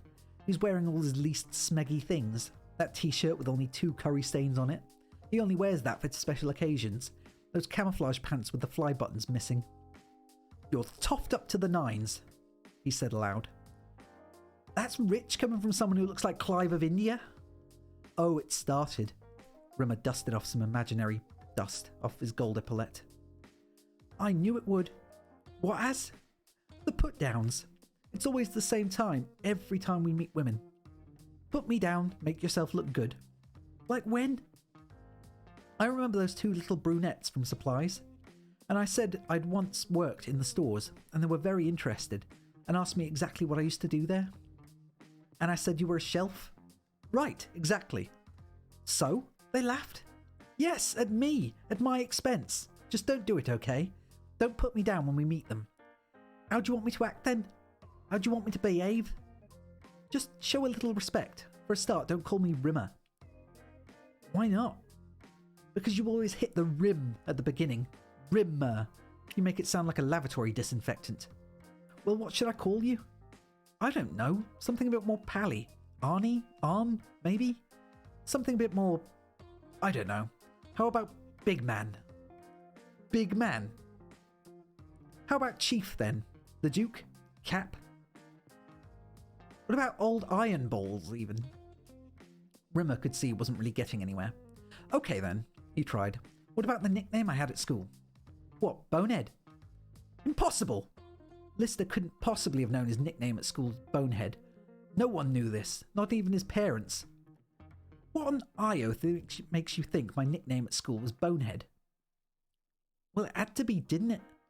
What? It was a guess? Well, it was a guess, as it turns out, that was completely off the fairway and into the long grass. The nickname to which I was referring was Ace. Your nickname was never Ace. Maybe Ace Hole. There you go again. Knock, knock, knock. Why can't you build me up instead of always putting me down? For instance? Well, I don't know. Perhaps if the chance occurs and it comes up naturally in the course of conversation, you could possibly drop a mention of the fact that I'm, well, very brave. Do what? Don't go crackers, just perhaps when my back's turned you might steer the dialogue around to the fact that I died. And, well, I was pretty gosh darn brave about it. You're pretty gosh darn out of your smegging tree, Rimmer. Or you could bolster up my sexual past. Why don't you just casually hint that I've had tons of women? Would that break your heart, would it? Would that give you lung cancer to say that? Rimmer arched threateningly down into Lister's face, his eyes bulging. Just don't put me down, okay? Chapter 17. Come on, everyone, they're here. They're in orbit. Heavens, there's so much to do. Crichton rushed around the sloping corridor, pausing only to water a lusciously green plastic plot plant. Things were going very well indeed.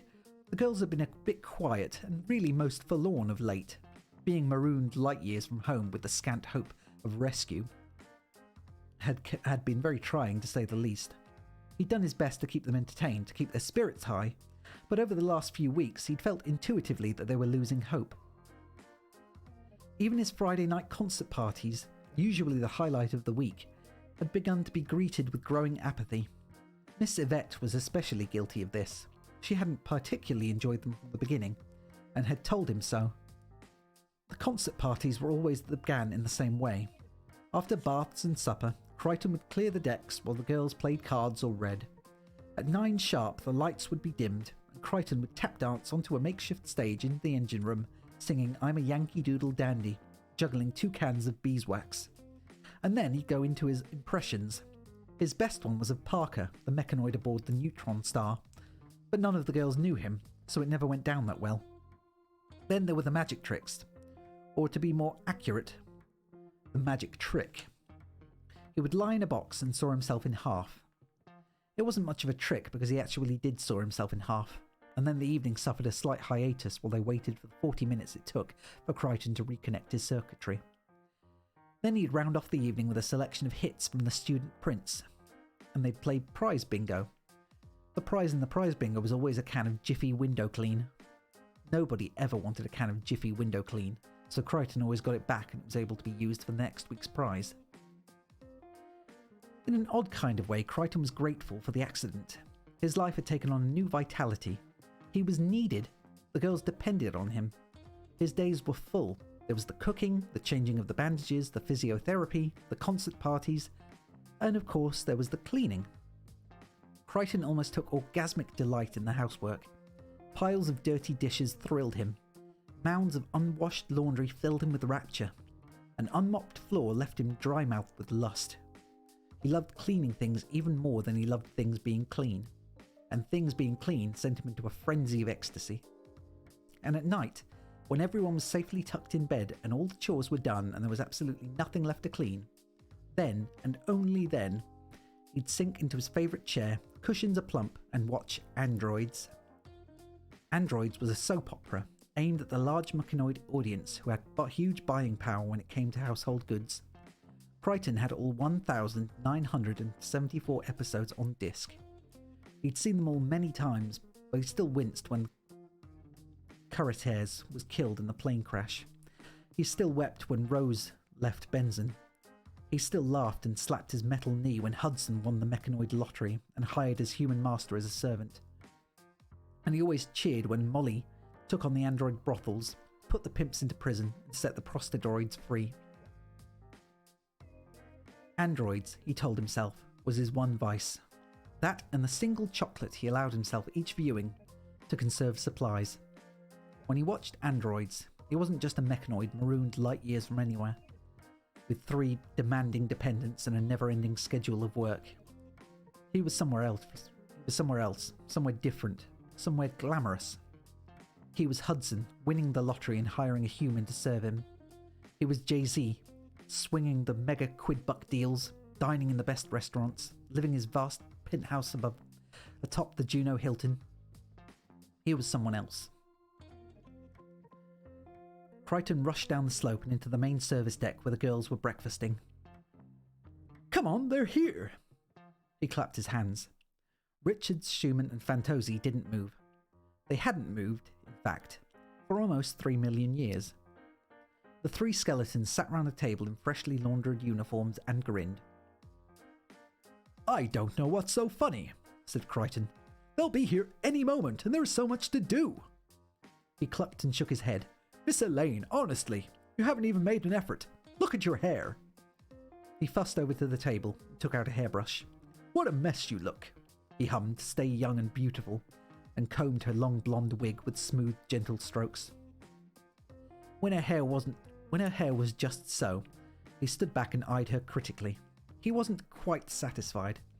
He took out a lipstick that matched her uniform and touched up her makeup. "Dazzling! You should go straight on the cover of Vogue." He shuffled down the table. "Miss Yvette, you haven't touched your soup. It's no wonder you're looking so pasty."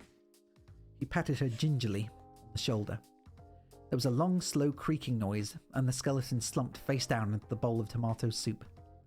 Crichton threw up his hands in horror. "Eat nicely, Miss Yvette. What will the nice Captain Rimmer think if he sees you eating like that?" He hoisted the skeleton back into the chair, sprayed her with a squirt of window clean, and gave her head a quick polish. "Now then, Miss Kirsty."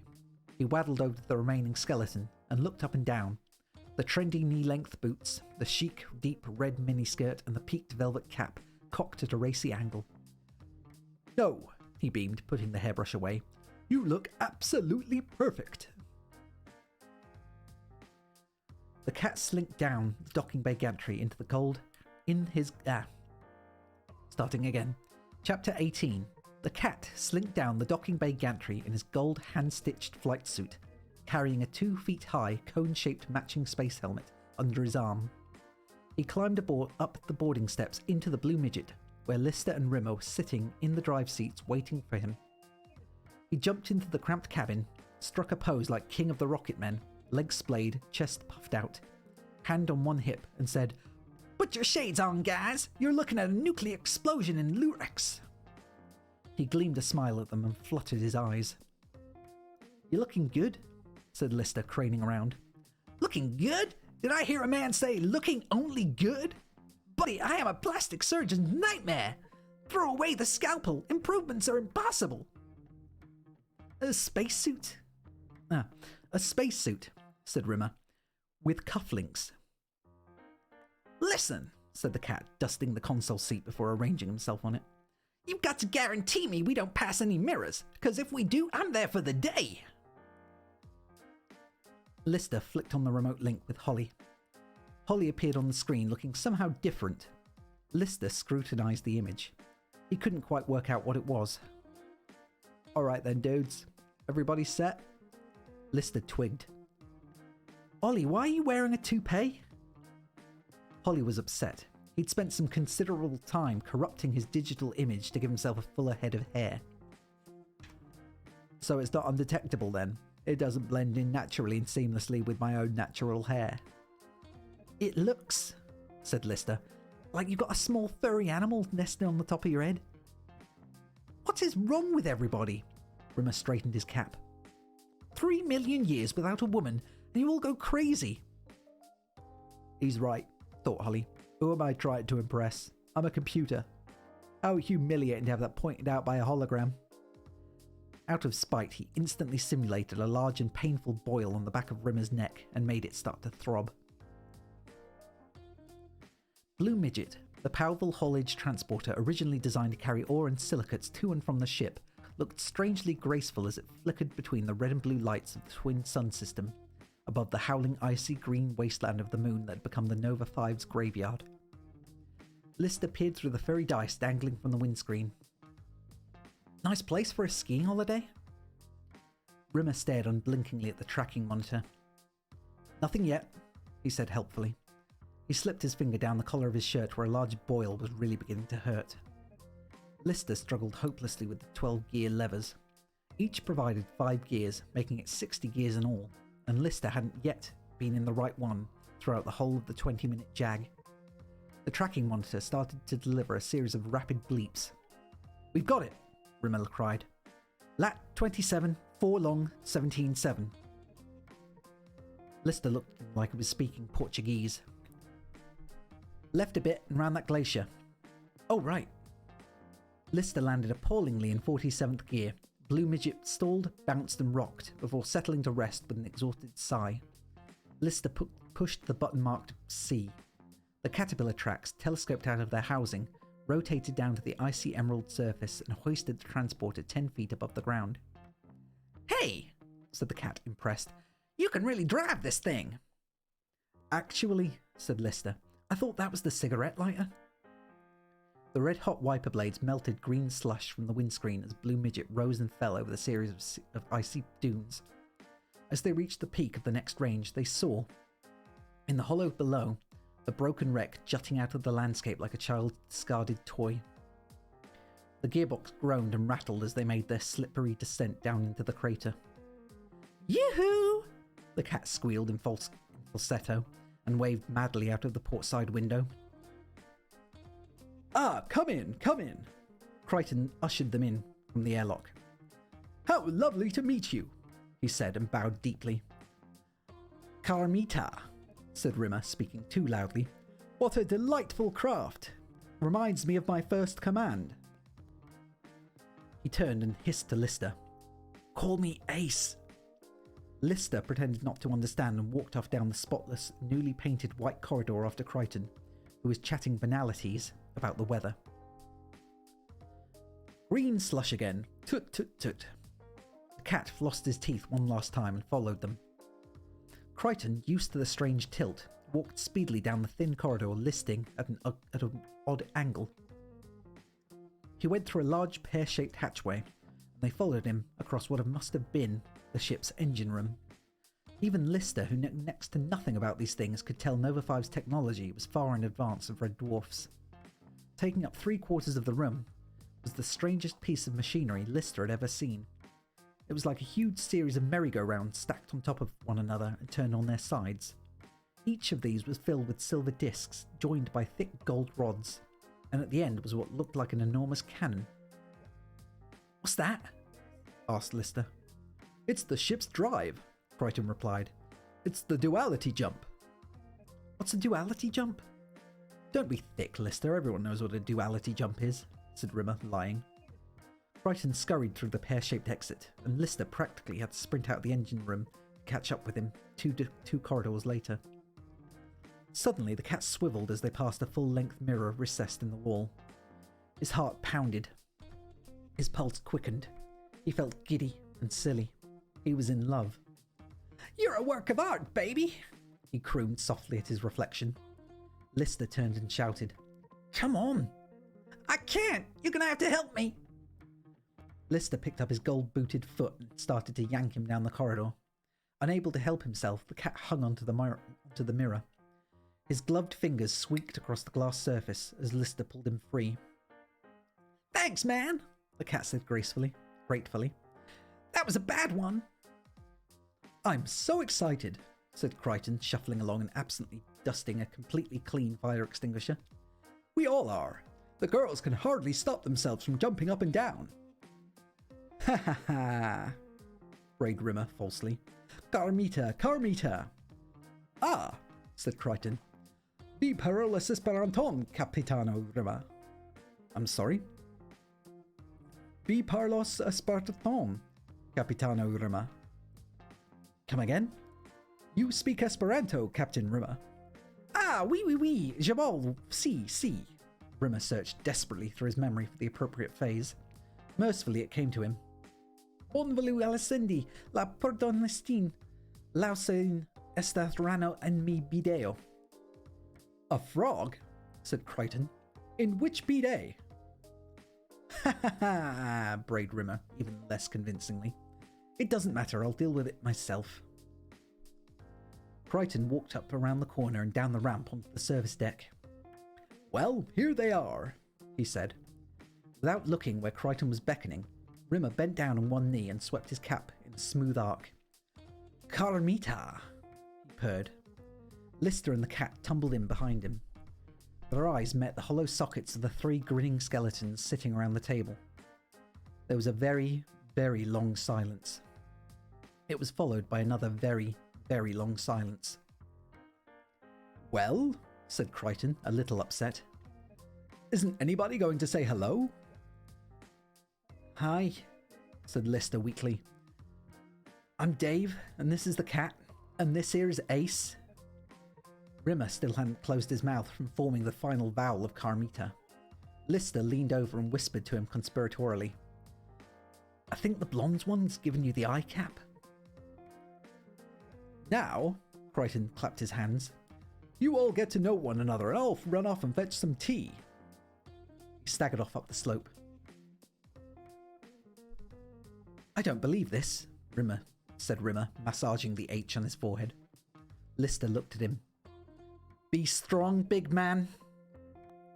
"Our one contact with intelligent life in over 3 million years, and he turns out to be the android version of Norman Bates." "So they're a little on the skiddy side," said the cat, ever hopeful. "A few hot dinners and who knows?" Lister walked up to the table and put his arms around two of the skeleton's shoulders. "I know this may not be the time or place to say this, girls, but my mate Ace here is incredibly brave. Smeg off, dog food face. And he's got just tons and tons of girlfriends. I'm warning you, Lister." Crichton raced back down the slope, carrying a tray which held several plates of triangular-shaped sandwiches, a pot of steaming tea, and a plate with 7 of his precious chocolates on it. As he laid out the cups on the table, he looked up, suddenly aware of the lack of conversation. "Is there something wrong?" he asked. "Something wrong?" said Rimmer, aghast. "They're dead!" "Who's dead?" asked Crichton, pouring some milk into the cups. "They're dead," Rimmer waved at the 3 skeletons. "They're all dead." "My God!" Crichton stepped back in horror. "I was only gone away for 2 minutes." "They've been dead for centuries." "No." "Yes." "Are you a doctor?" "You only have to look at them," Rimmer whined. "They've got less meat on them than a chicken nugget." What? Oh, what am I going to do?" Crichton stammered. "I'm programmed to serve them." "Well, the first thing you should do is, bury them," said Lister quietly. "You're that sure they're dead?" Yes! Rimmer shouted. Crichton waddled over to Richard's leering skeleton. What about this one? Rimmer sighed. Look, there's a very simple test. He walked up to the head of the table. All right, he said. Hands up, any of you who are alive. Crichton looked on anxiously. To his dismay, there was no response. He made frantic signals, coaxing the girls to raise their hands. Okay, said Rimmer, finally. Crichton's shoulders buckled and he dropped limply into a chair, totally defeated. I thought they might be, but I wouldn't allow myself. I didn't want to admit. I'm programmed to serve them. It's all I can do. I let them down so badly, Lister shuffled uncomfortably. What am I to do? Crichton said plaintively. A buzzer went off in Crichton's head. It was his internal alarm clock telling him it was time for Miss Yvette's bath. Automatically, he raised himself, and then remembering, sank back down again. He took a sonic screwdriver from his top pocket, flipped a series of release catches on his neck, removed his head, and plonked it down unceremoniously onto the table. What are you doing? Said the cat. I'm programmed to serve, said Crichton's head. They're dead. The program is finished. I'm activating my shutdown disk. Whoa, said Lister. Slow down. Crichton's hands twisted the right ear off his disembodied head and pressed a latch which flipped open his skull. Crichton, listen to me. Crichton started removing the minute circuit boards from inside his brain, stacking them neatly on the table. Crichton. He tugged out several batches of interface leads, neatly wrapped them up and placed them tidily beside the rest of his mind. Finally, he located his shutdown program. Sorry about the mess, he said, and switched himself off. His eyes rotated into the back of his plastic skull. His body slumped forward in his seat and crashed to the floor. Poor Crichton. Chapter 19. It's driving me batty. Must you do it in here? Rimmer surveyed the array of android organs spread higgledy-piggledy all over the sleeping quarters. What's this on my pillow? It's his eyes! I'm trying to fix him, said Lister, holding Crichton's nose in one hand and poking a pipe cleaner soaked in white spirit up his nostril with the other. It had taken them a week to transport the 2 broken 6 of the remaining transporter craft, operating on autopilot, to wrench the ship free of the centuries-old methane ice. But after 5 days of maximum thrust, the small transporters had finally yanked the wreck clear and hauled it slowly and precariously up to the orbiting red dwarf. The drive section of the Nova 5 held few surprises. Crichton had meticulously updated the inventory every Tuesday evening for 2 million years. Most of the food was still vacuum stored. Lister had been delighted to discover they had 25,000 spicy poppadoms and 130 tons of mango chutney.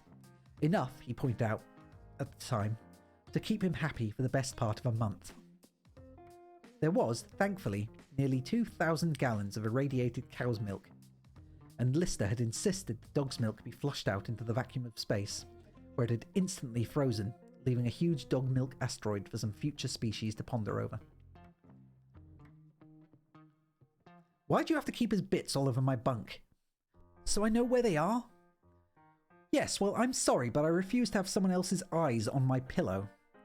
Look, I'll have him finished by this afternoon. You've been saying that for 2 months. What's this? My coffee mug? Oh, what's this in my coffee mug? It's a big toe! Rimmer, will you just smeg off and leave me to it? What the smeg do you want... what the smeg do you want to repair him for, anyway? He's just a mechanoid that's gone completely barking mad. I want to find out about the duality drive. I want to know if he can fix it, and... I don't know. I feel sorry for him. Sorry for him? He's a machine. It's like feeling sorry for a tractor. It's not. He's got a personality. Yes, a personality that should be severely sedated, bound in a metal straitjacket, and locked in a rubber room with a stick between his teeth. I think I can fix that. You think it's just like repairing your bike, don't you? Spot a grease, clean all his bits, rebore his carburetor, and bang, he's good as new. Same principle. He's got a defect in his artificial intelligence. you'd need a degree in advanced mental engineering from Caltech to set into rights. Lister prodded one of the Crichton circuit boards with a soldering iron. The noseless head fizzled momentarily into life. "Aha!" it said in rapid falsetto. "Elephant Rain, Dingbat, Vietnam!" The eyes on Rimmer's pillow rotated and blinked. "Telephone sandwich, kerplunk, armadillo, Rumpelstiltskin purple." "Well," said Rimmer, "once again you've proved me wrong." Bzzz. Bzzz. Rimmer looked at his bunkside clock. 2:34 a.m. Bzzz. Rimmer climbed down from his bunk and looked over at Lister's sleeping body. He was still holding one of Crichton's circuit boards in one hand and a sonic screwdriver in the other. "And I'm supposed to keep you sane," he thought. "Who the smeg is supposed to keep me sane?" Rimmer closed his eyes and tried to sleep. It was useless. He got Holly to simulate his red, black, white, blue, yellow and orange striped skiing anorak. Decided to check out the salvage operation in the shuttle bay. Rimmer voice-activated the huge corrugated lead doors of Bay 17, which yawned open to reveal the two halves of the wreck of the Nova 5. Even though it was the early hours of the morning, the massive salvage operation was in full flow. Rimmer looked down from the gantry at the battalions of scutters who were still unloading supplies from the mainly undamaged front section. Another group of scutters, wielding laser torches, were still trying to cut their way through the hull of the rear section. Even with the most powerful bazookoid lasers, their progress had been slow. Barely 2 centimeters a day through that meter-thick strontium agol alloy. But what really interested Rimmer was the second half of the Nova 5. He'd gone through some of the ship's computer files and had every good reason to suspect the dead segment contained something that might very well change his life. He stood on the gantry, hands in his ski anorak pockets, watching the scutters lasering their way through the hull. "How long until we're in?" he asked Holly. 2, maybe 3 days. There was a noise, the sound of creaking metal buckling and ripping as the huge arch-shaped door, which the laser torches were cutting into the craft's hide, slowly teetered forward and fell like a medieval drawbridge, crushing all 8 scutters. "Aw. That sucks. The scutters are really cute." "Aw. That's made me sad. That didn't happen in the show." "Maybe even sooner," added Holly unconvincingly. Rimmer raced down the gantry steps and across the steel floor of the hangar to the newly burned entrance in the stern section of the hulk of the Nova 5. He peered into the dusty gloom. Floor lights glowed dimly down the length of the corridor. He summoned 2 new scutters away from their unloading duties and, sending them ahead, stepped inside. The corridor was still warm from the laser torches. Electric cables and dismembered circuitry hung down from the ceiling like dead tubes in a petrified forest. Rimmer inched his way along the corridor as the scutter's headlights cut swathes through the murky gloom. Most of the doors were open, or hanging off their hinges. There was a sensation, a feeling he couldn't explain. The ship wasn't dead. There was something there, something alive. Slowly, he worked his way around the tortured topography of the first deck, then clambered down the broken spiral staircase, and found himself on the stasis corridor. Most of the booths had been scooped clean by the scalpel-sharp corner of the glacier in the crash. 3 remained. 2 of them were punctured, and inside, the once human occupants had been fossilized into the walls by centuries upon centuries of patient ice. The 3rd was occupied. Skeletal legs jutted through the gash in the stasis booth's door. The impact of the crash had driven the incumbent's limbs through the reinforced glass. Rimmer peered in through what remained of the observation window. Somehow the rest of the body had been preserved, wedged in half in and half out of the stasis booth. The legs had withered with age, the upper body remained in suspended animation. Timeless, unaging, unharmed. Rimmer's voice activated the door. Surely he couldn't still be alive. The door lock twirled and the door arced open. The man opened his eyes and looked down at his legs. A scream cut through Rimmer like a shard of jagged glass. Then he stopped screaming and died of shock. Rimmer's heart went on a cross-country run around his body. It bounced off his stomach, caromed into his ribcage, and tried to make a forced exit through his windpipe. It was still hammering around his chest cavity like a deranged pinball when he finally stopped running 4 decks up. He fell into a twilit recreation room and was on his haunches, still trying to suck air into his reluctant lungs, when he turned and saw the figure standing by the fruit machine. His brain uttered a silent expletive. His heart put on his spiked shoes and went for another lap.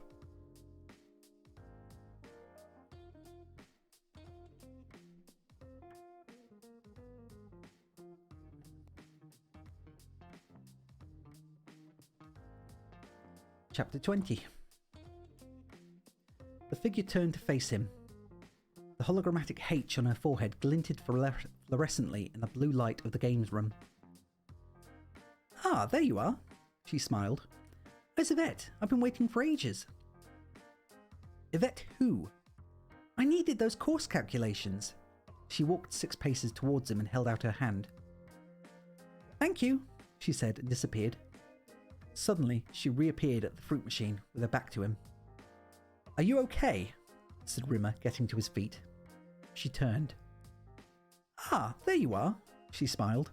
"Where's Yvette? I've been waiting for ages. I need those course calculations."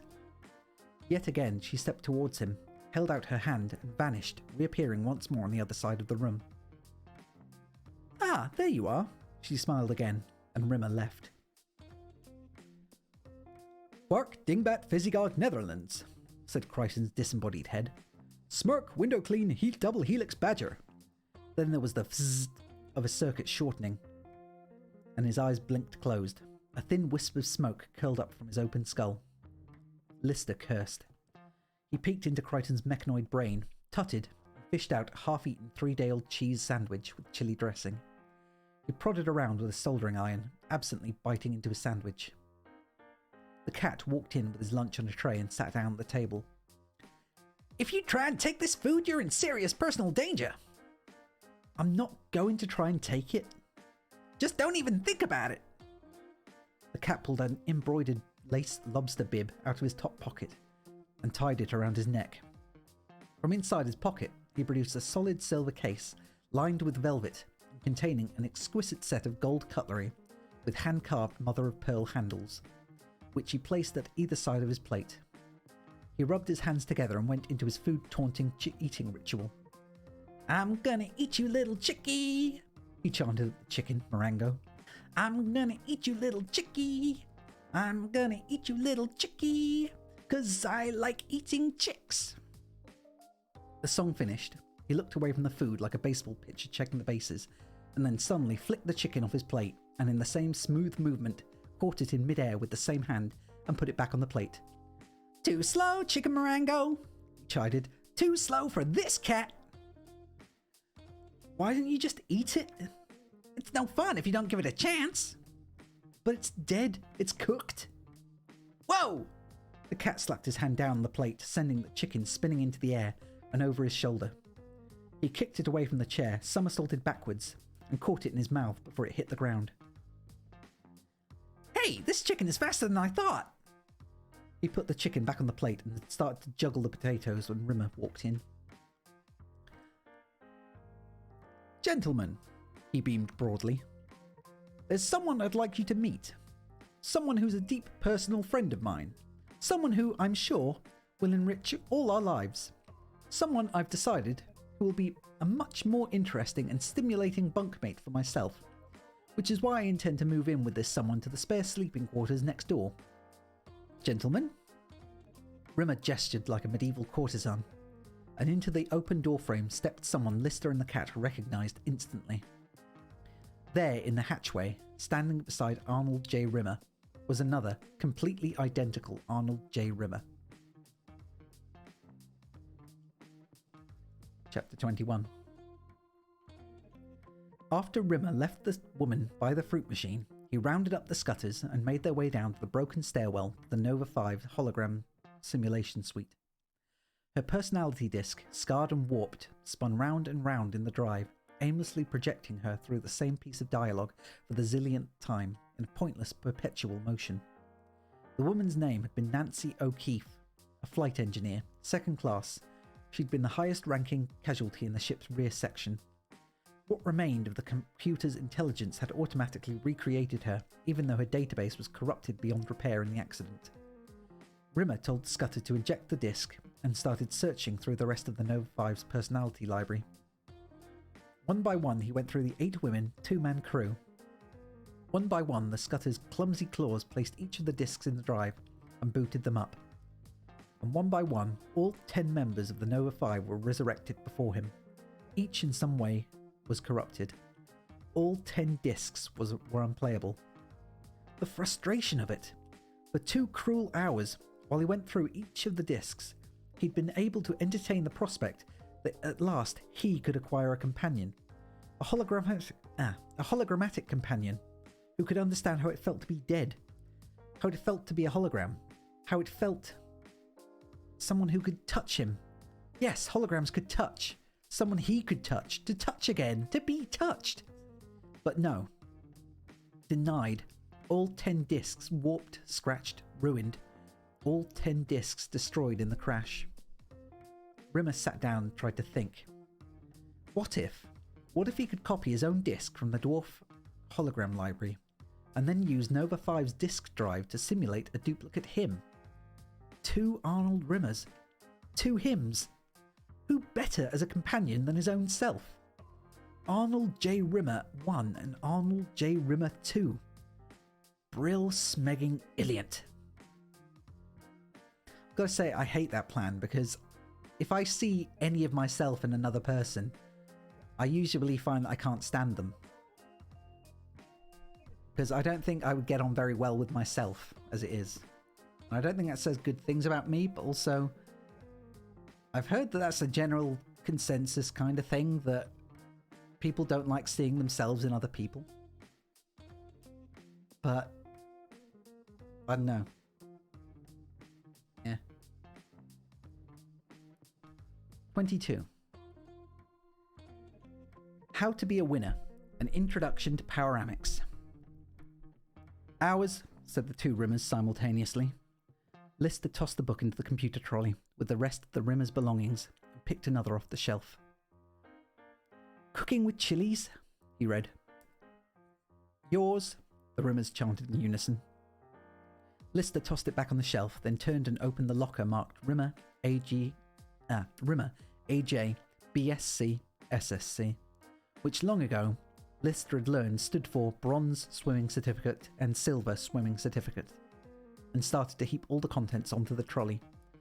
20 pairs of identical military blue underpants, all on coat hangers in protective cellophane wrapping, the pyjamas with the dry cleaning tags pinned to the collars, the piles of survivalist weaponry magazines, and his 1 CD, Billy Benton and his choir sing the rock and roll greats. What about these posters? Asked the duplicate Rimmer. They're mine, said Lister.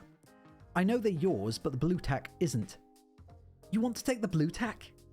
Well, it is mine, pointed out the original. I did pay for it with my money. I think there's one of your old fingernail clippings under the bunk. I'll put that in too, shall I? Rimmer Mark II eyed him narrowly. Don't try to be amusing, Lister. It doesn't suit you. For no reason that Lister could see, both Rimmers howled with laughter at this last remark, bending at the waist and thumping their knees. Great put down, Arnie, said the original Rimmer through a mask of tears. Lister looked on, bemused. The duplicate stood up, still giggling. I'll go and check out how the Scutters are coping with the redecoration plans. See you, big man, said the copy, stepping out the hatchway. Catch you later, Ace, said Rimmer with a look of total infatuation. You're a very, very, very weird person, said Lister, dropping a wedge of neatly ironed black socks onto the trolley. In fact, both of you are. Rimmer was oblivious to criticism. What an idea! What a genius idea! Using Nova 5's hologram unit to generate a duplicate of me. That's the best smegging day's work I ever did.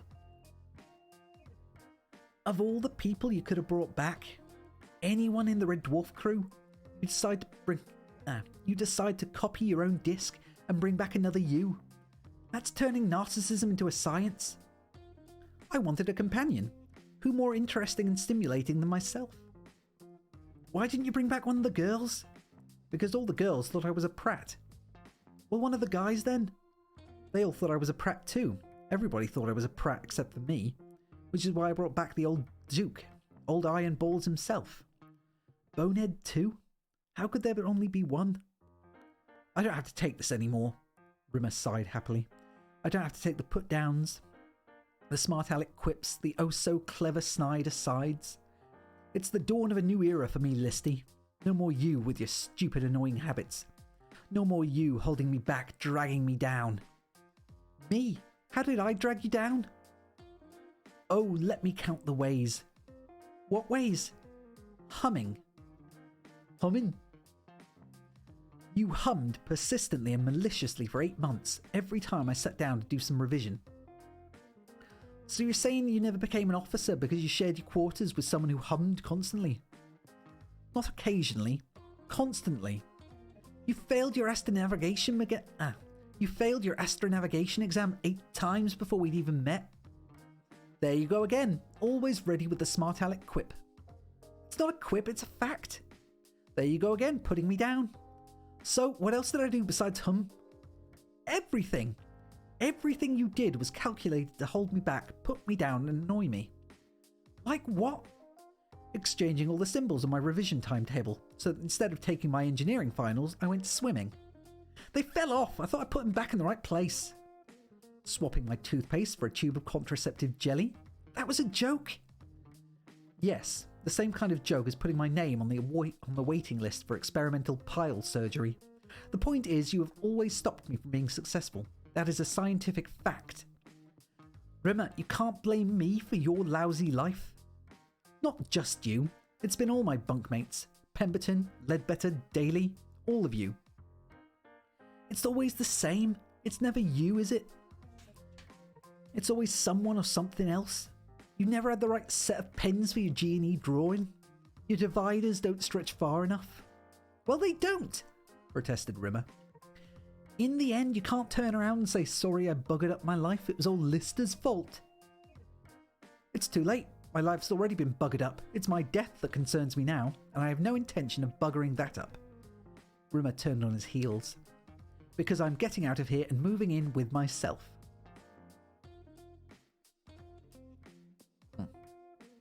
I think I might actually leave it there for the night. Yeah. But yeah. So, as I said before, I do love this book a lot. And I love the whole cast of the show that it was based on. And if anyone ever gets the chance, then you should totally go and watch it.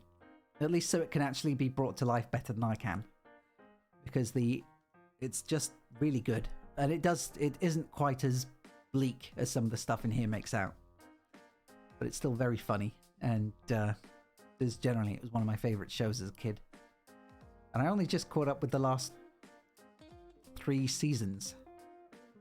So yeah, I would highly recommend it. But anyway, so yeah, thank you everyone for coming to watch and coming to listen. I hope you managed to chill out a little bit and enjoy yourselves and get cozy. And I hope you all have a good night. And I'll, tomorrow, I've just bought / downloaded Diablo 2 Resurrected, so I'll probably just be doing a stream with that, basically. Just enjoying that, so yeah. Good night, everyone, and I'll see you around soon. So take care of yourselves. Goodbye for now. Goodbye. Bye.